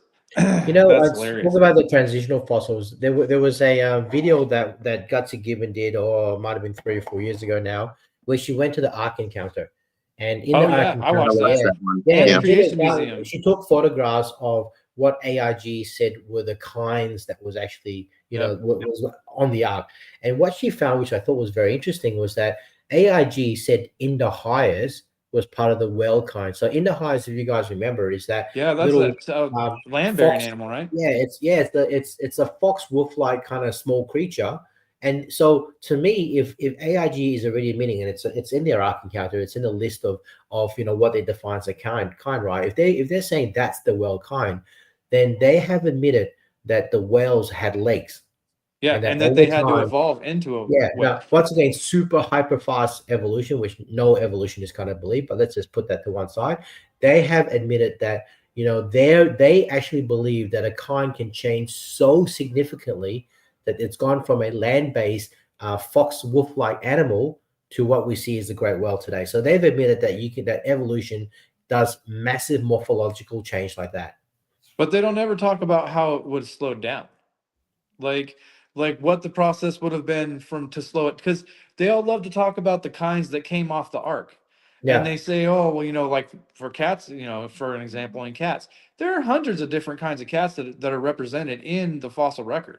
Mhm. So they have to explain how all of those cats were there and then taken away. Yeah. How they went extinct. Some sort of massive hyper evolution, In because some, we have records of massive domestic fast cats fuck- in Egyptian times. So we have records of cats that we see today back 2,000 years ago. So it's not the 4,500 years they have to. It's like the 2,500 that they have to fit all this massive hyper speed evolution in, because we have written records now of some of these species. And then, as Jeremy said, it stops. That hyper evolution suddenly turns off, and we get this slow evolution that we kind of see today. And it stopped around the time we got Philinus domesticus, because we have records of them being worshipped in ancient Egypt. Yeah, we have records of tigers and 4,400 years giraffes ago. 2,500 years ago. So it's got to evolve there and then stop.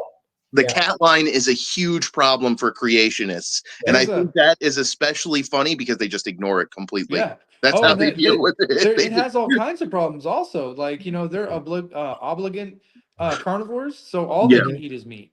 So when they're on the boat, what were they eating? They had to eat meat from something. Like Kent likes to say that they were eating hay or some shit, but that's just, I can't believe that people would even think that's, because they're not even built for it. I've heard creationists say that the big teeth from a T-Rex was so it could eat watermelons. Have you heard that? So they could chew up, so they could shred up vegetation before they eat it. Like, it's that's really gonna work, guys. Why it's like don't when you think about how many calories an animal the size of a T-Rex I think it was ICR that said that when they were presented with how the koalas get to Australia, and they hypothesized that they were ejected from volcanoes. So a volcano exploded, and they just threw. I mean, you were talking about thousands of miles, right? Many thousands. Wow. They threw the koalas, obviously landing safely somehow, to Australia. I have heard that. It's just what a rough run. Oh, hello. Hello. You want paper? Just take the whole lot. But it's amazing to me that they believe these kind of things. This hyper fast evolution. No funny thoughts. These that they can't explain, how it stops, how it slows down. Yeah. That same guy that has the videos about the lineage of all of Noah's sons and blah blah. He loves to show this video of how big beavers were. Back in the Pliocene, I think is the time that they were bigger, and he said that was pre-flood. And then once they got off the boat, then they were smaller, like they were our modern size. Or, so it's like, single generation brought them from being the size of a Prius down to smaller than a cat, like the size of a big cat. In one generation, just all of a sudden it's like there is so much magic involved in that. And you say that it's just crazy to me. So Like I have heard creationists try to make some kind of case about it, and what they usually say is they say everything is devolving. It's devolving, yeah, they yeah, love that one. it's not that the evolution, hyper-evolution stopped. It's that man introduced sin and evil into the world, and now the change is bad. Now it's Yeah. bad for organisms to change over time. They only change in bad ways. They Well, only that comes, yeah, genetic entropy. We got to always Yeah. remember about the genetic entropy.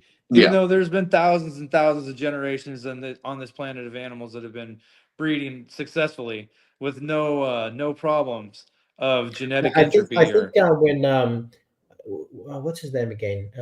Who's the guy? John Sanford, was it him that came out with genetic entropy? One of them, John Yeah. Sanford. Anyway, what one of those professional Donnie loves creationists. to use it. Yes, but so I think when he was presented with, I think Dr. Dan did a whole bunch of work around viruses and stuff, but and I think in Dr. Dan's PhD thesis, he was trying to invoke error catastrophe or genetic entropy with viruses, and he was unable to do it. Basically, it was just impossible for him to do it. And I think I'll say it's Sanford, but it might not be him, it might be someone else. Basically said no, genetic entropy doesn't work for bacteria or viruses. So my question is, what about mice? So mice breed very fast, even Oh some of yeah. the insects, and like they're still around. Like no one here would say mice or rats are not successful. You put Yeah, them in any exactly. civilization, And and they will just grow and grow and grow. they I don't produce see any thousands genetic of entropy there. generations. Yeah, exactly. Thousands. I actually, as a kid, I used to earn extra money by selling. I used to breed rats, Oh, and really? because I used to sell them to the pet store, and I would get, I was a poor kid, so it was a great way to make money. But like they populate extremely fast, Yeah. Oh yeah. and it's like with that much generational, that much generation going on at once. Genetic entropy would have attacked them 10,000 years ago. Like Yes, it should have because been of how extinct. many there are. Like I'm hearing rats are getting quite smart these days. Like they're finding ways around some of the traps and things like that. So if you're arguing that it's impacting the intelligence, I would kind of say no. From what I can see, exactly. it's they're getting smarter. And there is, rats are a scourge. Like it's literally a problem in Australia, like rabbits, etc. Uh-huh. And genetic entropy is not impacting them from what I can see at all. Well, it's like with the knockout test that they can do, where they can remove parts of the Yeah, junk I think DNA, 40 or 50 and percent of rats in yeah, the and they'll republic. just keep trucking. Like they'll Yeah. just keep on kicking. You've And got to change the name to all creationist tropes, because now we're moving to junk DNA. Now we can have a whole conversation about, what is junk DNA and is it kind of real, etc. And because when you're talking about the knockout test, you're basically showing that there's only a small proportion of the genes that are actually important. The rest is not yeah, important at all. the only ones that actually code, there's a small number for them, and the rest of them they can take them away and it won't even matter. And lately, last couple days, there's been a lot of creationists online that have been like, oh no, they've proven that junk DNA isn't real and that it all codes for something. And it's like, well, it did. Like I'm sure at one point it did code for something, but now it's not necessary. And It depends on the context.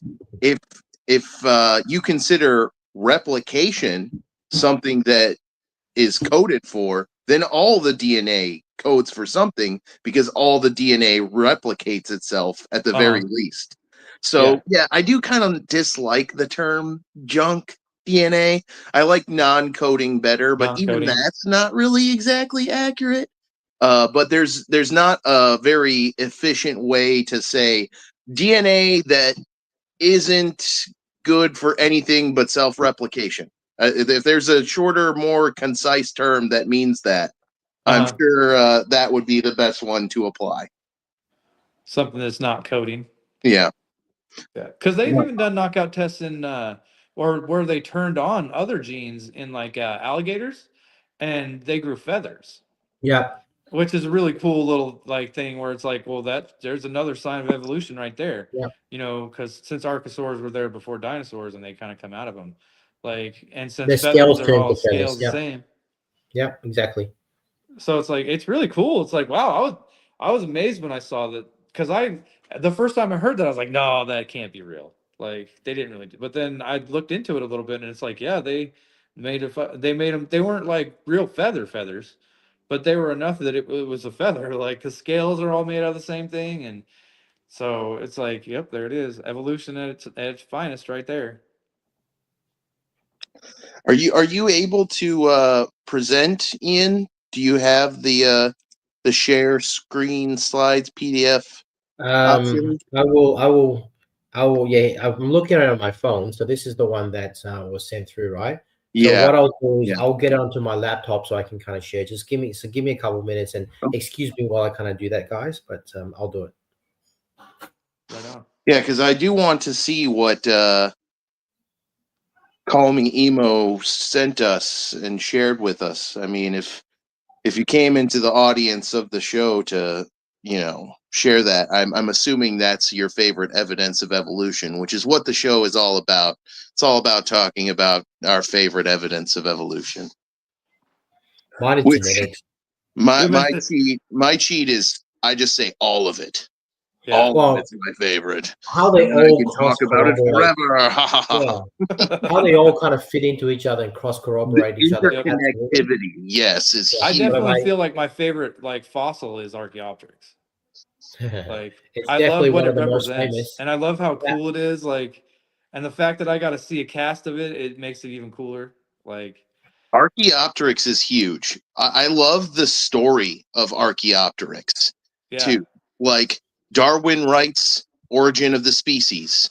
One of the things he talks about after Origin of the Species kind of goes international is, well, if evolution is accurate, we'll expect to find like some animals with kind of non-fused wings. intermediate organism, some Yep. kind of transitional ancestor that has both bird and dinosaur traits. That was in 1859. And then guess when they found Archaeopteryx? Wasn't it 63 or 60? It was, 3 it years was later. 1861. 61. 2 years later, Yeah, they find this species that Darwin predicted. And that must have blown his mind. I wish I Yeah. could have been there for that. that You would know, have been, especially if it was that would have been amazing. Like what you had predicted being shown to be true. And it's like, when you talk about creationists and ask what kind of predictions that they have made that are of creation science. yeah. And it's like they can't name any, but Archaeopteryx is one right there that they've said, this is what we're going to find. They dug for it and they found it.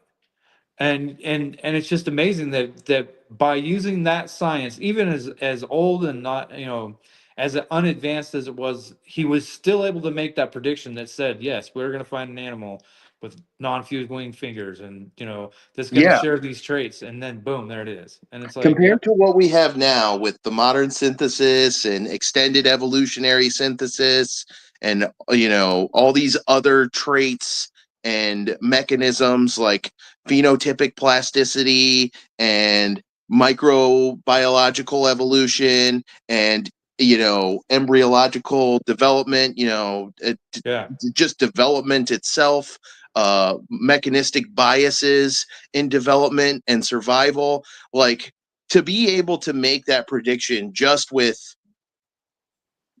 heritable variation and natural selection, that's fucking massive. Oh my god, he yeah. didn't even know about mutations. They did the same He with didn't even Tiktaalik too, have didn't they? Where those. with Tiktaalik, they were able to say, okay, we should find an animal that's going to be, coming first onto land out of water, and we'll be able to find it in this particular layer, and we should be able to find it, in this certain area of this layer. And a couple of years, they dug a couple times, and there it is. And it's like, Tiktaalik was huge too. Yeah. yeah, like it's just amazing that Yeah, that that you can't you have to know how difficult that is for Neil Shubin, who was the kind of lead kind of paleontologist on that expedition. Like he spent, I think, because I've got his book, You're in a Fish, and he was writing how he spent a few years to try and identify the where you can find this fossil, right? So Oh I yeah, I think bet. I think a few years before he was looking at doing that research, I think Instagetta or what? Anyway, the two animals were found that kind of sat in front and behind Tiktaalik, right? So he kind of said, well, we need to find a transition that kind of bridges these two animals, right? Estagetta, I can't pronounce it. Oh, my non English words, Latin words are very poor. So he kind of said, well, these were found in these layers, so therefore we would be able to find a fossil that kind of had intermediary kind of morphology between these two, and he knew that it could be found in, I think, the Novian kind of period. So he had to look at kind of old geological maps to kind of say, well, where are the old lakes that used to be? Because that they don't exist today. What were lakes back then are probably no longer lakes now. And he identified, I think, Ellesmere Island in Canada as probably a ripe site for. So it took him a couple of years to pinpoint it. So it's not like when creationists kind of poo-poo Tiktaalik, they don't understand the predictive power of evolution, where he had to use evolution to find where he could actually search for this fossil, and then kind of pinpoint it and kind of say, well, this, based on modern geology today, this can now be found in Canada, basically in this island here. So we will go dig in it. It's that whole predictive nature of evolution that made him find that fossil that a lot of creationists kind of gloss over, but they don't understand the importance of actually, understanding the predictive power. It almost sounds kind of like an experiment or something like that. Like you form a hypothesis. If X happened, then Y. If evolution occurred, there will be fossil species that show a blend of traits. Yeah. Can we design a way to test this? Well, I guess we can. We can go out and look for fossils and see what we find. Yep. How curious. We found this fossil that fit our hypothesis, our prediction. It's almost like God, I vaguely recall I've heard somebody before call this something like the gold standard of science or something like that. I don't know. It's Yeah. probably not. It's probably not. One day we'll find a skeleton that's missing a rib, and we'll all just be proven wrong. Like, it'll be like, damn, there it is. Like, and it'll That's have Adam. all the elements of dirt in it, and it'll show that first guy, he came from a handful of dirt and breath of life. Yeah, well, you're joking there, Jeremy, but that actually kind of brushes up against another fantastic point. It's not just the things that we find that confirm our idea, it's the lack of things we've ever found that challenge the idea, right? Like we've never found a rabbit fossil in the Precambrian layer of fossil strata. We've never found any modern organism. Like creationists like to bring up coelacanths. Which it's not the same modern organism of a coelacanth. It's similar, but it's not the same. There has been evolutionary change. Yep. And for two, it's not exactly like the you would expect massive changes in an organism that has a very well fitted niche. Even moderate changes are pretty good for substantiating the idea we have up to there, right? Like sharks haven't changed a lot. Crocodiles haven't changed a lot. The coelacanths haven't changed a lot. Have still been changes, but we can see, in a lot of organisms, there's periods of stasis. I really like punctuated equilibrium. Like if you're familiar with Gould came up with this concept of punctuated equilibrium. The idea that organisms exist in general stasis for a long time, and then some environmental change happens, and evolutionary changes accelerate. Selects it and makes that niche. Yeah. Yep. Selects for that fitting. Like, and the survival of the fittest thing is what they always like to bring up too. Only survival of the fittest. But that doesn't really mean what they try to say it means. Yeah. Like, that just means who can fit the best in the niche. Yes. Like you don't have to be an apex predator to still make it.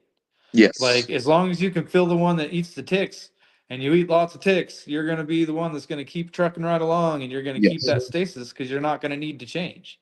Yeah. And that's why they're like, oh, well, why doesn't this change that? It's because it didn't need to. Like sharks have been apex predators for millions and millions of years because they just are apex predators. They do what they do and they do it very well and they fill that Yes. spot. Their And there's body no need plan for is very good at surviving and reproducing in the niche that they're in.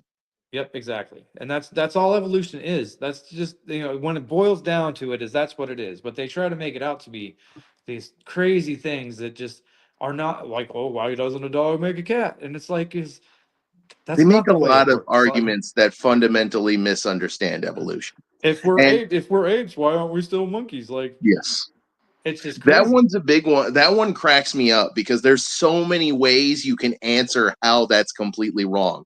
Like to say, like if humans evolved from monkeys, why are there still monkeys? Why aren't monkeys evolving into humans right now? And it's like, because that niche is filled, dude. Yeah, By they don't need probably to. the most dominant species on the planet. What is the environmental selection pressure that's going to drive a chimpanzee to evolve more human-like traits when that niche is they're way out competed? If a chimpanzee started evolving traits that made it more human-like, I think most humans would be like, they are kill it, though. Like they're kill it, starting to burn use it with tools fire. more.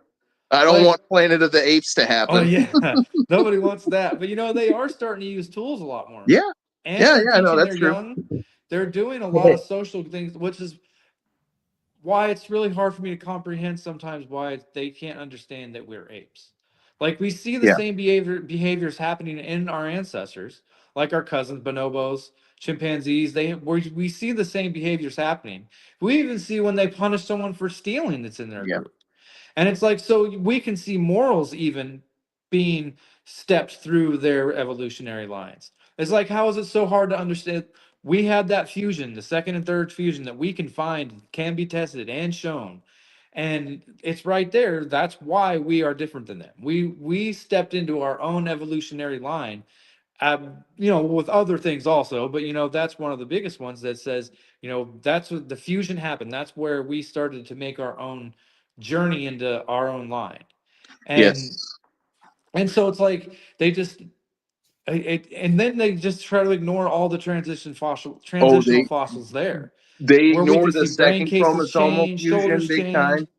They Like, they ignore the transitional fossils we have, and they say repeatedly lie and say there are no transitional fossils. exactly. And then once you you're like, show them 100, what and they're about like, all no, that's these? not. And they're like, oh, that doesn't count. No, that's false. Well, what about the time that they cut up Lucy's hip to make it more round Yeah. shape so it looks Right. bipedal?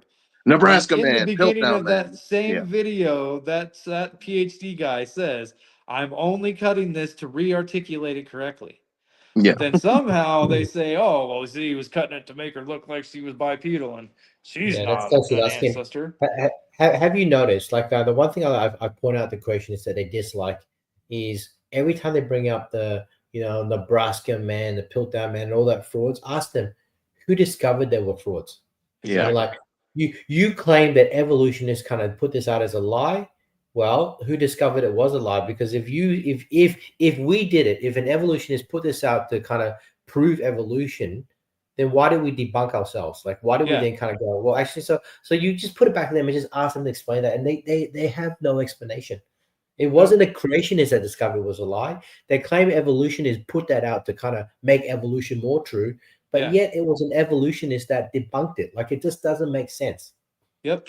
Yeah, and you're right. I should have named this episode something other than paleontology because we went way beyond just paleontology. You need to save paleontology for episode 8, and this is just a general critique of creationism or something with Jeremy. Yeah. Honestly, we could do a whole series on just paleontology. That was kind of the point of the show, was to exhibit directly that you literally could get Jeremy spend back your on again, entire and existence get just Jeremy back on talking again about and studying.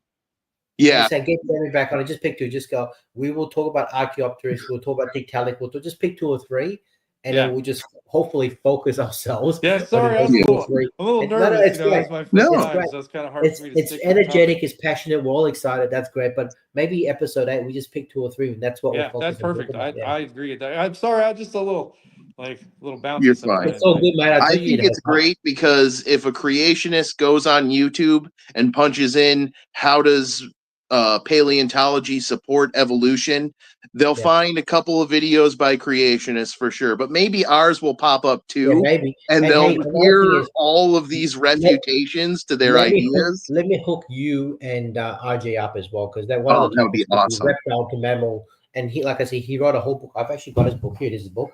RJ's that's the one super he did with cool. Jackson Wheat, isn't it? RJ's book, Evolution Slam Dunk, James Downard. It's about why the reptile mammal transition proves macro evolution and how anti-evolutionists ignore it. That's his book. That's awesome. Yeah. He's a Yeah, really Oh, cool I also guy, got his actually, other too. book I've as well. friended him on Facebook too, and like, Rocks Were There, his other book as well, Yes. with Jackson Wheat. yeah, Jackson Wheat. Yeah, I was gonna say, I remember Yeah. when they were getting ready to put that out. Like, That's Jackson Wheat both right pretty there. awesome people. You know, those were I watched debates with those guys too against Yeah, Kidd. Like, that's and learned from both of them. Like, and we RJ, I've don't have. loved. He did Neffy too, I think. Yeah. Yeah, they all have. We don't actually quite have as much liberal gun laws as you have in the USA. But if anyone breaks to my house, this is my weapon. Oof. This is like a bloody brick.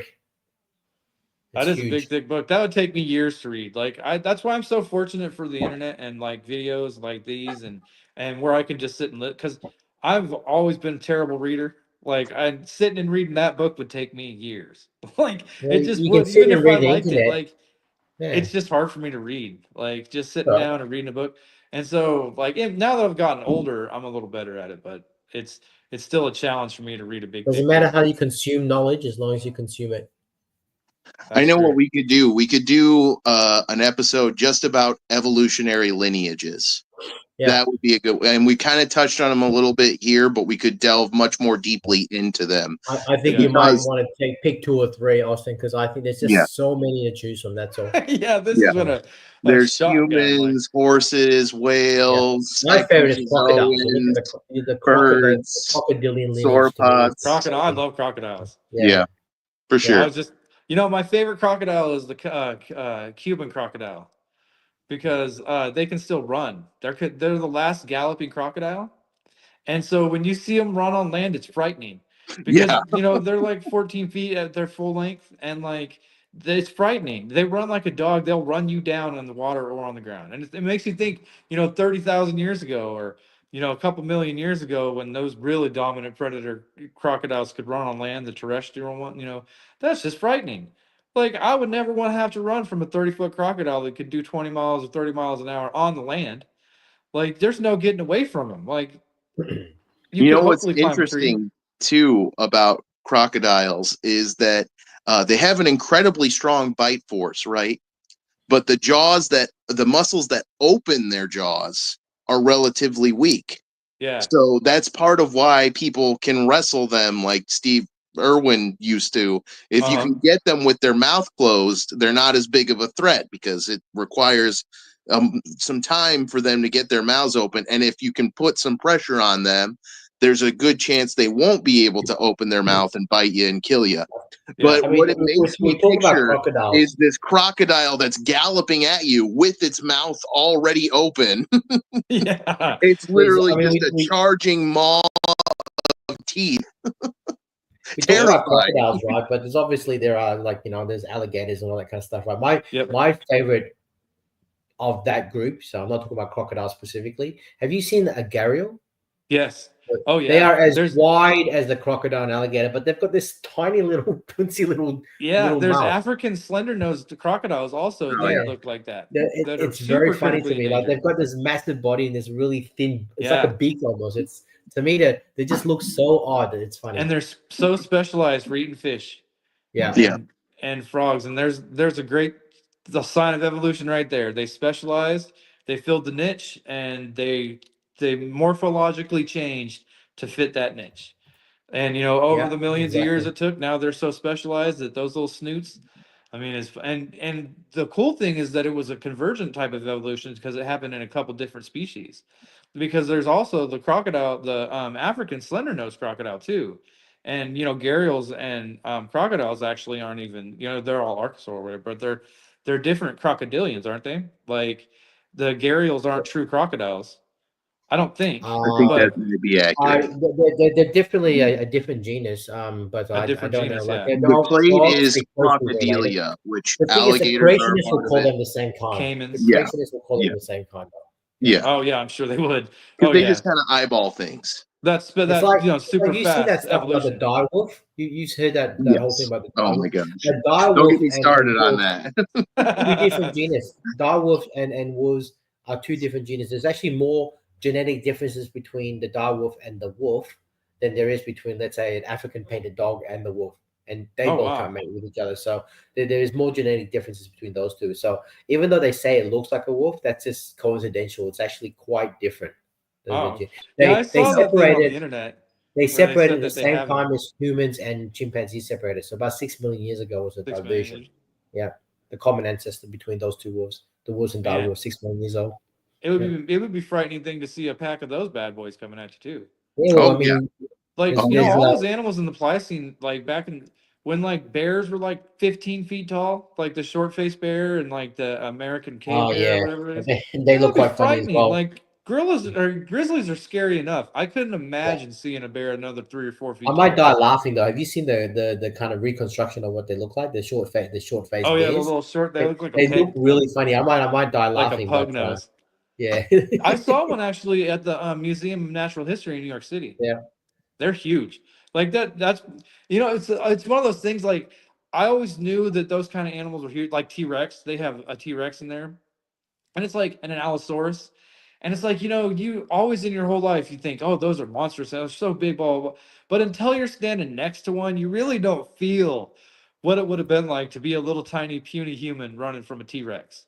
Like that is a huge, massive animal that, I could only imagine how it would have been to have to like look at one of those in the eyes.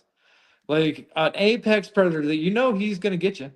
Like, I mean, they're just so big and you don't feel how big they really are until you're standing next to one. And then you get the true immensity of it, and it's just like, wow.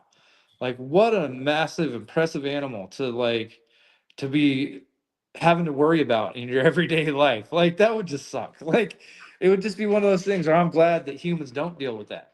Yeah. Like I don't want to be around with the T-Rex. I can't run fast. Like I'm a fat kid. Like I've never been able to run fast. Like Yeah. We're dealing with other stuff that I think is equally scary, but it's more broad. It's not like a predator being in your immediate vicinity. We're dealing with things like unless you live in pandemics Australia.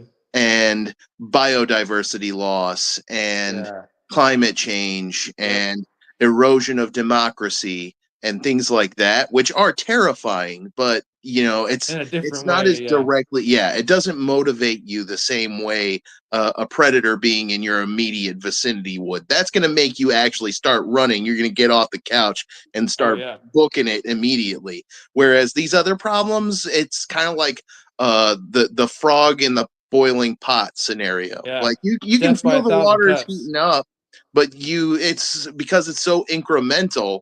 It's Yep. like you don't realize you're getting cooked to death, and that's Death by kind a of what thousand we're dealing with. cuts. Yeah, Just a little nick here and there, and it just takes it away. yeah. So we've touched on a lot of the logos of paleontology, and I think it's easy for for the discussion to go wide because paleontology is so deeply interwoven with evolution in so many different ways, and because creationists have developed so much apologia and nonsense and misinformation and disinformation about it. What have we touched on though? We've touched on I'm looking at my notes here. We've touched on the fossil record. We touched on phylogenetic trees. We touched on evolutionary Geology a little bit. lineages. We touched on extinction. I don't think we touched on taphonomic analysis that much, but I'm not as I'm skilled. not even sure I know what that means. It's So, just the I study of struggle with that stuff. how organisms become fossils, oh, which there's a variety of ways that they can do it. Like we know permineralization, right? That's yeah, one of the main ways that we study fossils is what used to be organic matter mineralizes and becomes a rock. yeah. Yep. That's a And good but pressure there's on. other ways. There's desiccation, like which happens in more desert environments where it's very sandy and arid and warm and windy. There's freezing. Freezing is a big one. Organisms getting frozen. And these other ways are important because there are entire clades, entire categories of organisms that won't ever leave behind a fossil because they lack the hard body parts to fossilize. Like, shout out to the earthworms listening into this video. Like, those things will never fossilize because they do not have the kinds of body features that are capable of mineralizing. Austin, I'm just thinking because I can probably maybe stay another 15 or so minutes. I'm just thinking. Yeah. I think we've got content to cover us for the next 3 or 4 episodes. I would love to have Jeremy on again, but maybe get more focus on having 2 or 3 things to talk about. Because Jeremy, you've been fantastic. I know you said this was your first internety thing, but you like the stuff you've been saying and stuff. You have a really great general knowledge. It's really and I enjoy kind of listening to kind of how you speak. So I would love to kind of hear from you again, and maybe we can focus the conversation to 2 or 3 transitional kind of absolutely species. I think definitely there's something in with RJ Downard. I'll try and get you guys linked up. Reptile the mammal is he loves that. So he would just want to talk about it. So I'll hook you guys up. We can do that. And you know what? I've been looking at the emails that call me emails that Mike's been kind of sending through. And he looks like he's done so. I don't know whether those are his slides or not, but I think there's stuff that he's kind of put together on all the different variations within and between kinds, which I will define by creationists, which I thought was really interesting. Maybe he's up to it, get him in to kind of talk about kinds specifically. I think there's a lot of stuff that even I have to say around how it's so wrong and how we can easily show that's wrong. And Komima has done, from what I can see, a lot work on that as well. So I think we've got topics to cover us for the next 2 or 3 more episodes. Absolutely. And we are, like, today was just a good rambling session. I'm going to call it a get to know Jeremy session, basically. That's how I kind of see it. But it's, so anyway, just an idea, Austin. I'm always willing to come back. I was just recapping a little bit some of the things we touched on, and then I was going to tie it up. Is there anything else you want to add, Jeremy? Any other pieces of evidence of evolution that we missed? I've only got 15 minutes, Jeremy. Don't add another topic. I was going to say, I think we've covered a lot. Like, we've definitely went over some things. Like, we went over whale. We went over human. We went over bird and dinosaur a little bit. Well. We touched a little bit on genetics as well, just a little bit. Yeah. There was a lot talked about, but I mean, I think coming up with just a couple of good topics, like, and I'll try to be a little more prepared. I just have a couple days off work right now, and it's kind of just like go because I'm, I work 8 hours away from home and stuff. So, like, but next time I'll definitely try and get maybe some notes written down and try to be a little more focused. So that's all right. Well, this is such a broad topic, it's no biggie. So call me emo. It's supposed to be a weekly thing, but I am ADD and bad at sticking to that schedule, and a busy father with 2 kids. So I do my best to do priorities, Austin. That's your priority. Yeah, that has to be your priority. Yeah. And since there's so much to talk about with evolution, I'll probably be doing the show for the rest of my life. Probably long after YouTube goes away, we'll be doing this show as a hologram. That'll be fun. I look forward to that.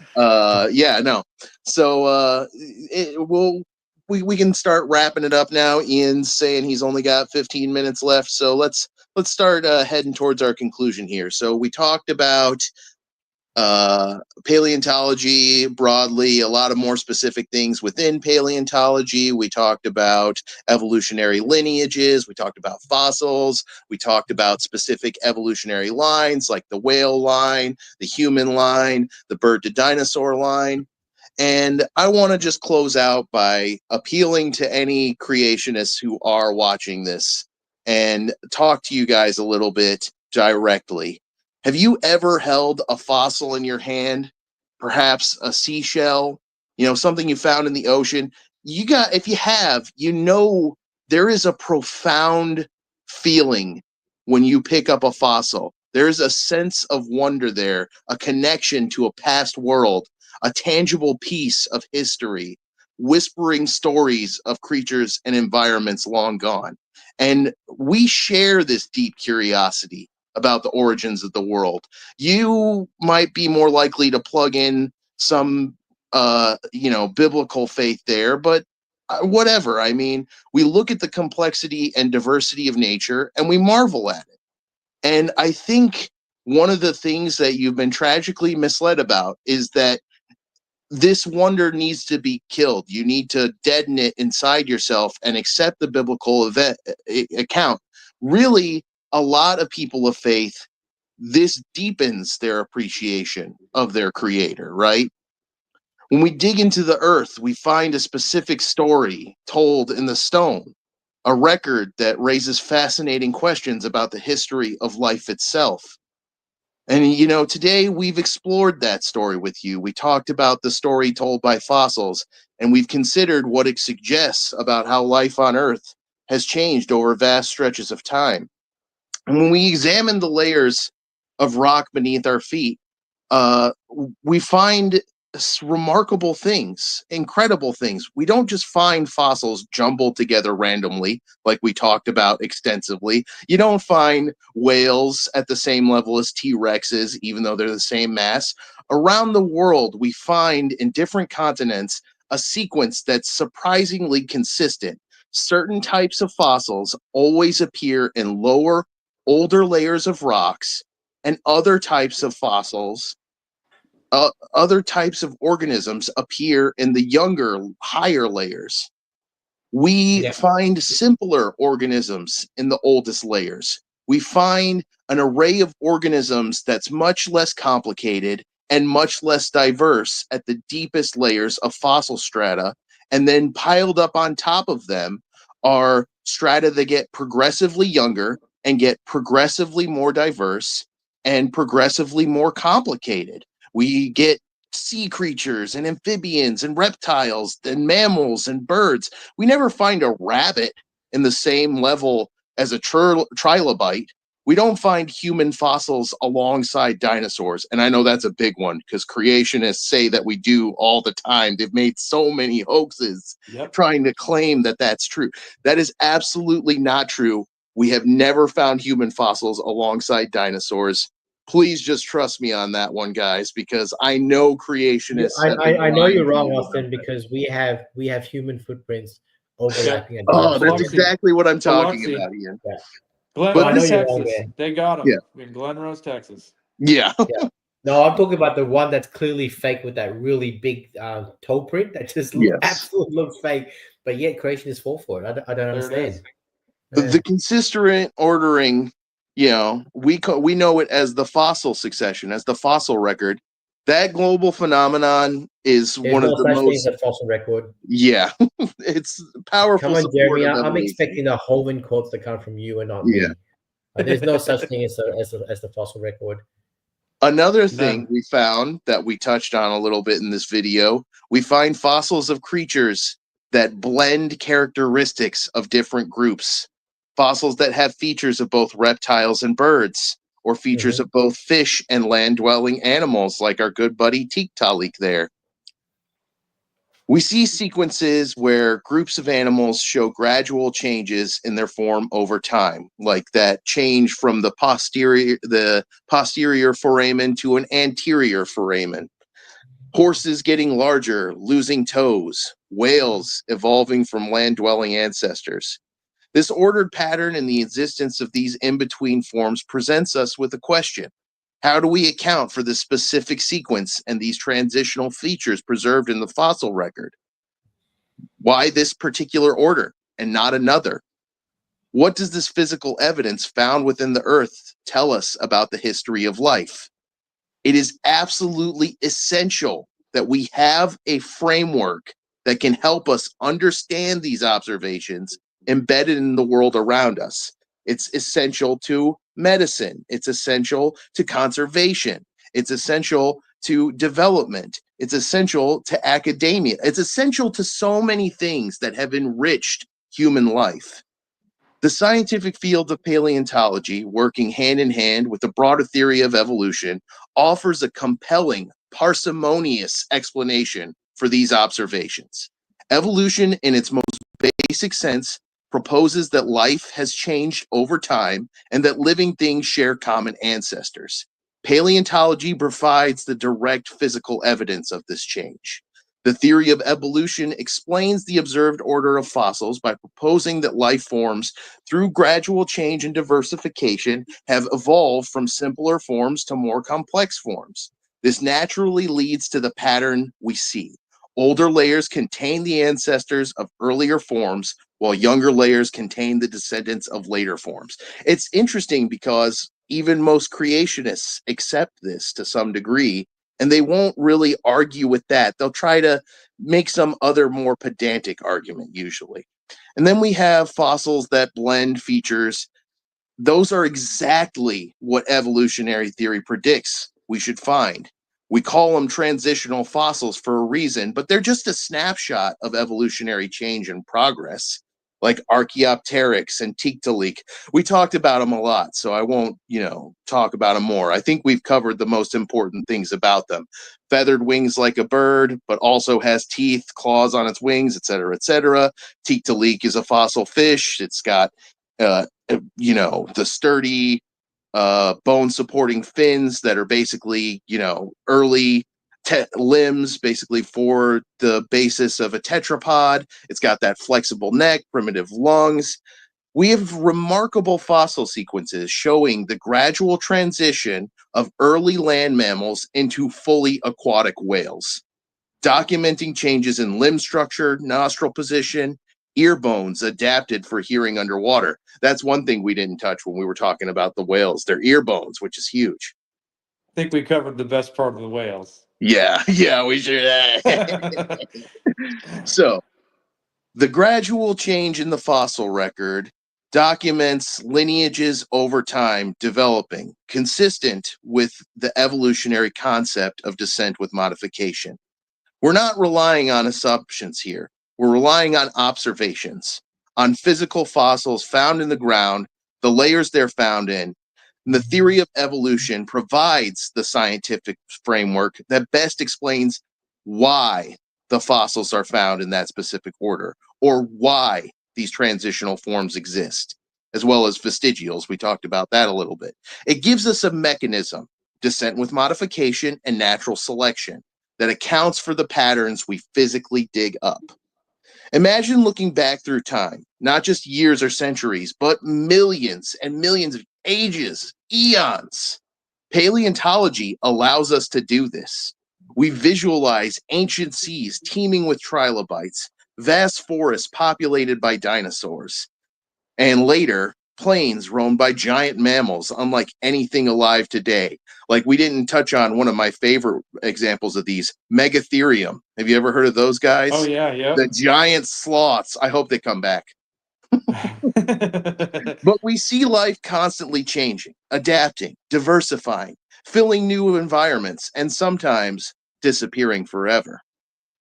Hopefully, we're not one of the ones that disappears forever. And hopefully, some of the things that disappeared forever eventually come back, like the dire wolves. Or maybe Megatherium. Maybe those guys will return. I hope they do.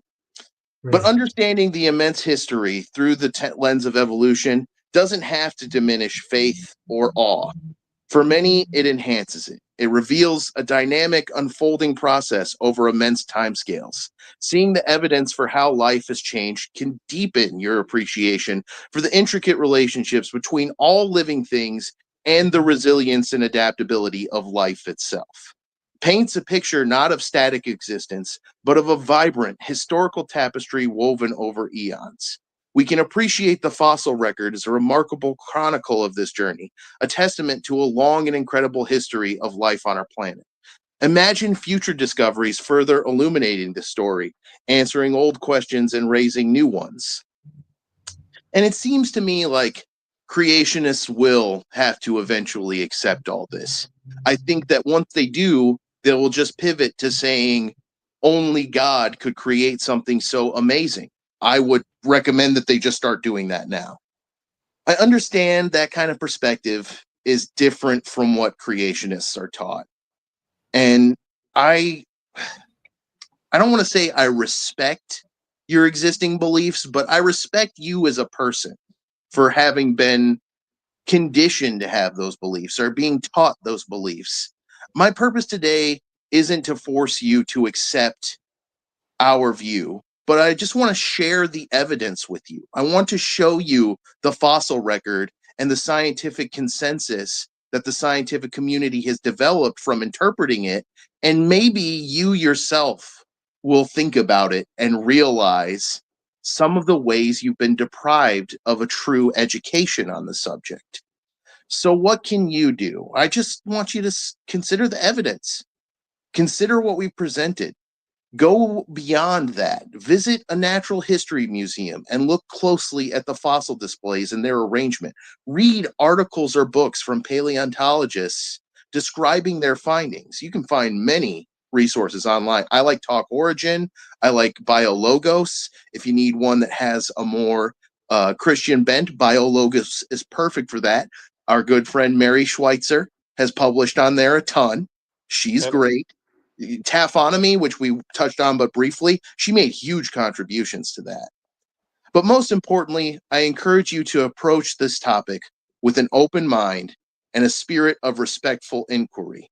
Look at the fossils themselves, consider the patterns they form in the earth, and ask yourself, how can you best understand this physical record of life's history? I think evolution is the dead ringer answer there. Period. Well done. I want to thank you guys for Yes, participating. Great conclusion. Well done, Thank Austin. Good everybody for conclusion. listening. Guys, great episode. Well, thanks a lot, man. Jeremy. Like this was fun. I look forward to you doing more stuff on here, getting involved with team science. Absolutely. Team science. Like I said, I'll try to be a little more prepared next time. But, No, you were fine. You were on it. Good conclusion as well, Austin. Well done on that. Yeah. Thanks. Yeah, I tried. It's a ton of fun, guys. It's definitely nice to see you guys in person now. Yes. Yeah, I need a better sign off. Yep. I think Well, you guys have a good night. We actually need to get some music happening. That's the way the designer designed it. That's the way the cookie crumbles. Yep. All you right. guys have a good night. Yep. All right, we got to guys. let Ian go. Yep. You guys You have a all. great night. Thanks for participating. Thanks a lot. Bye-bye. Thanks all. Bye.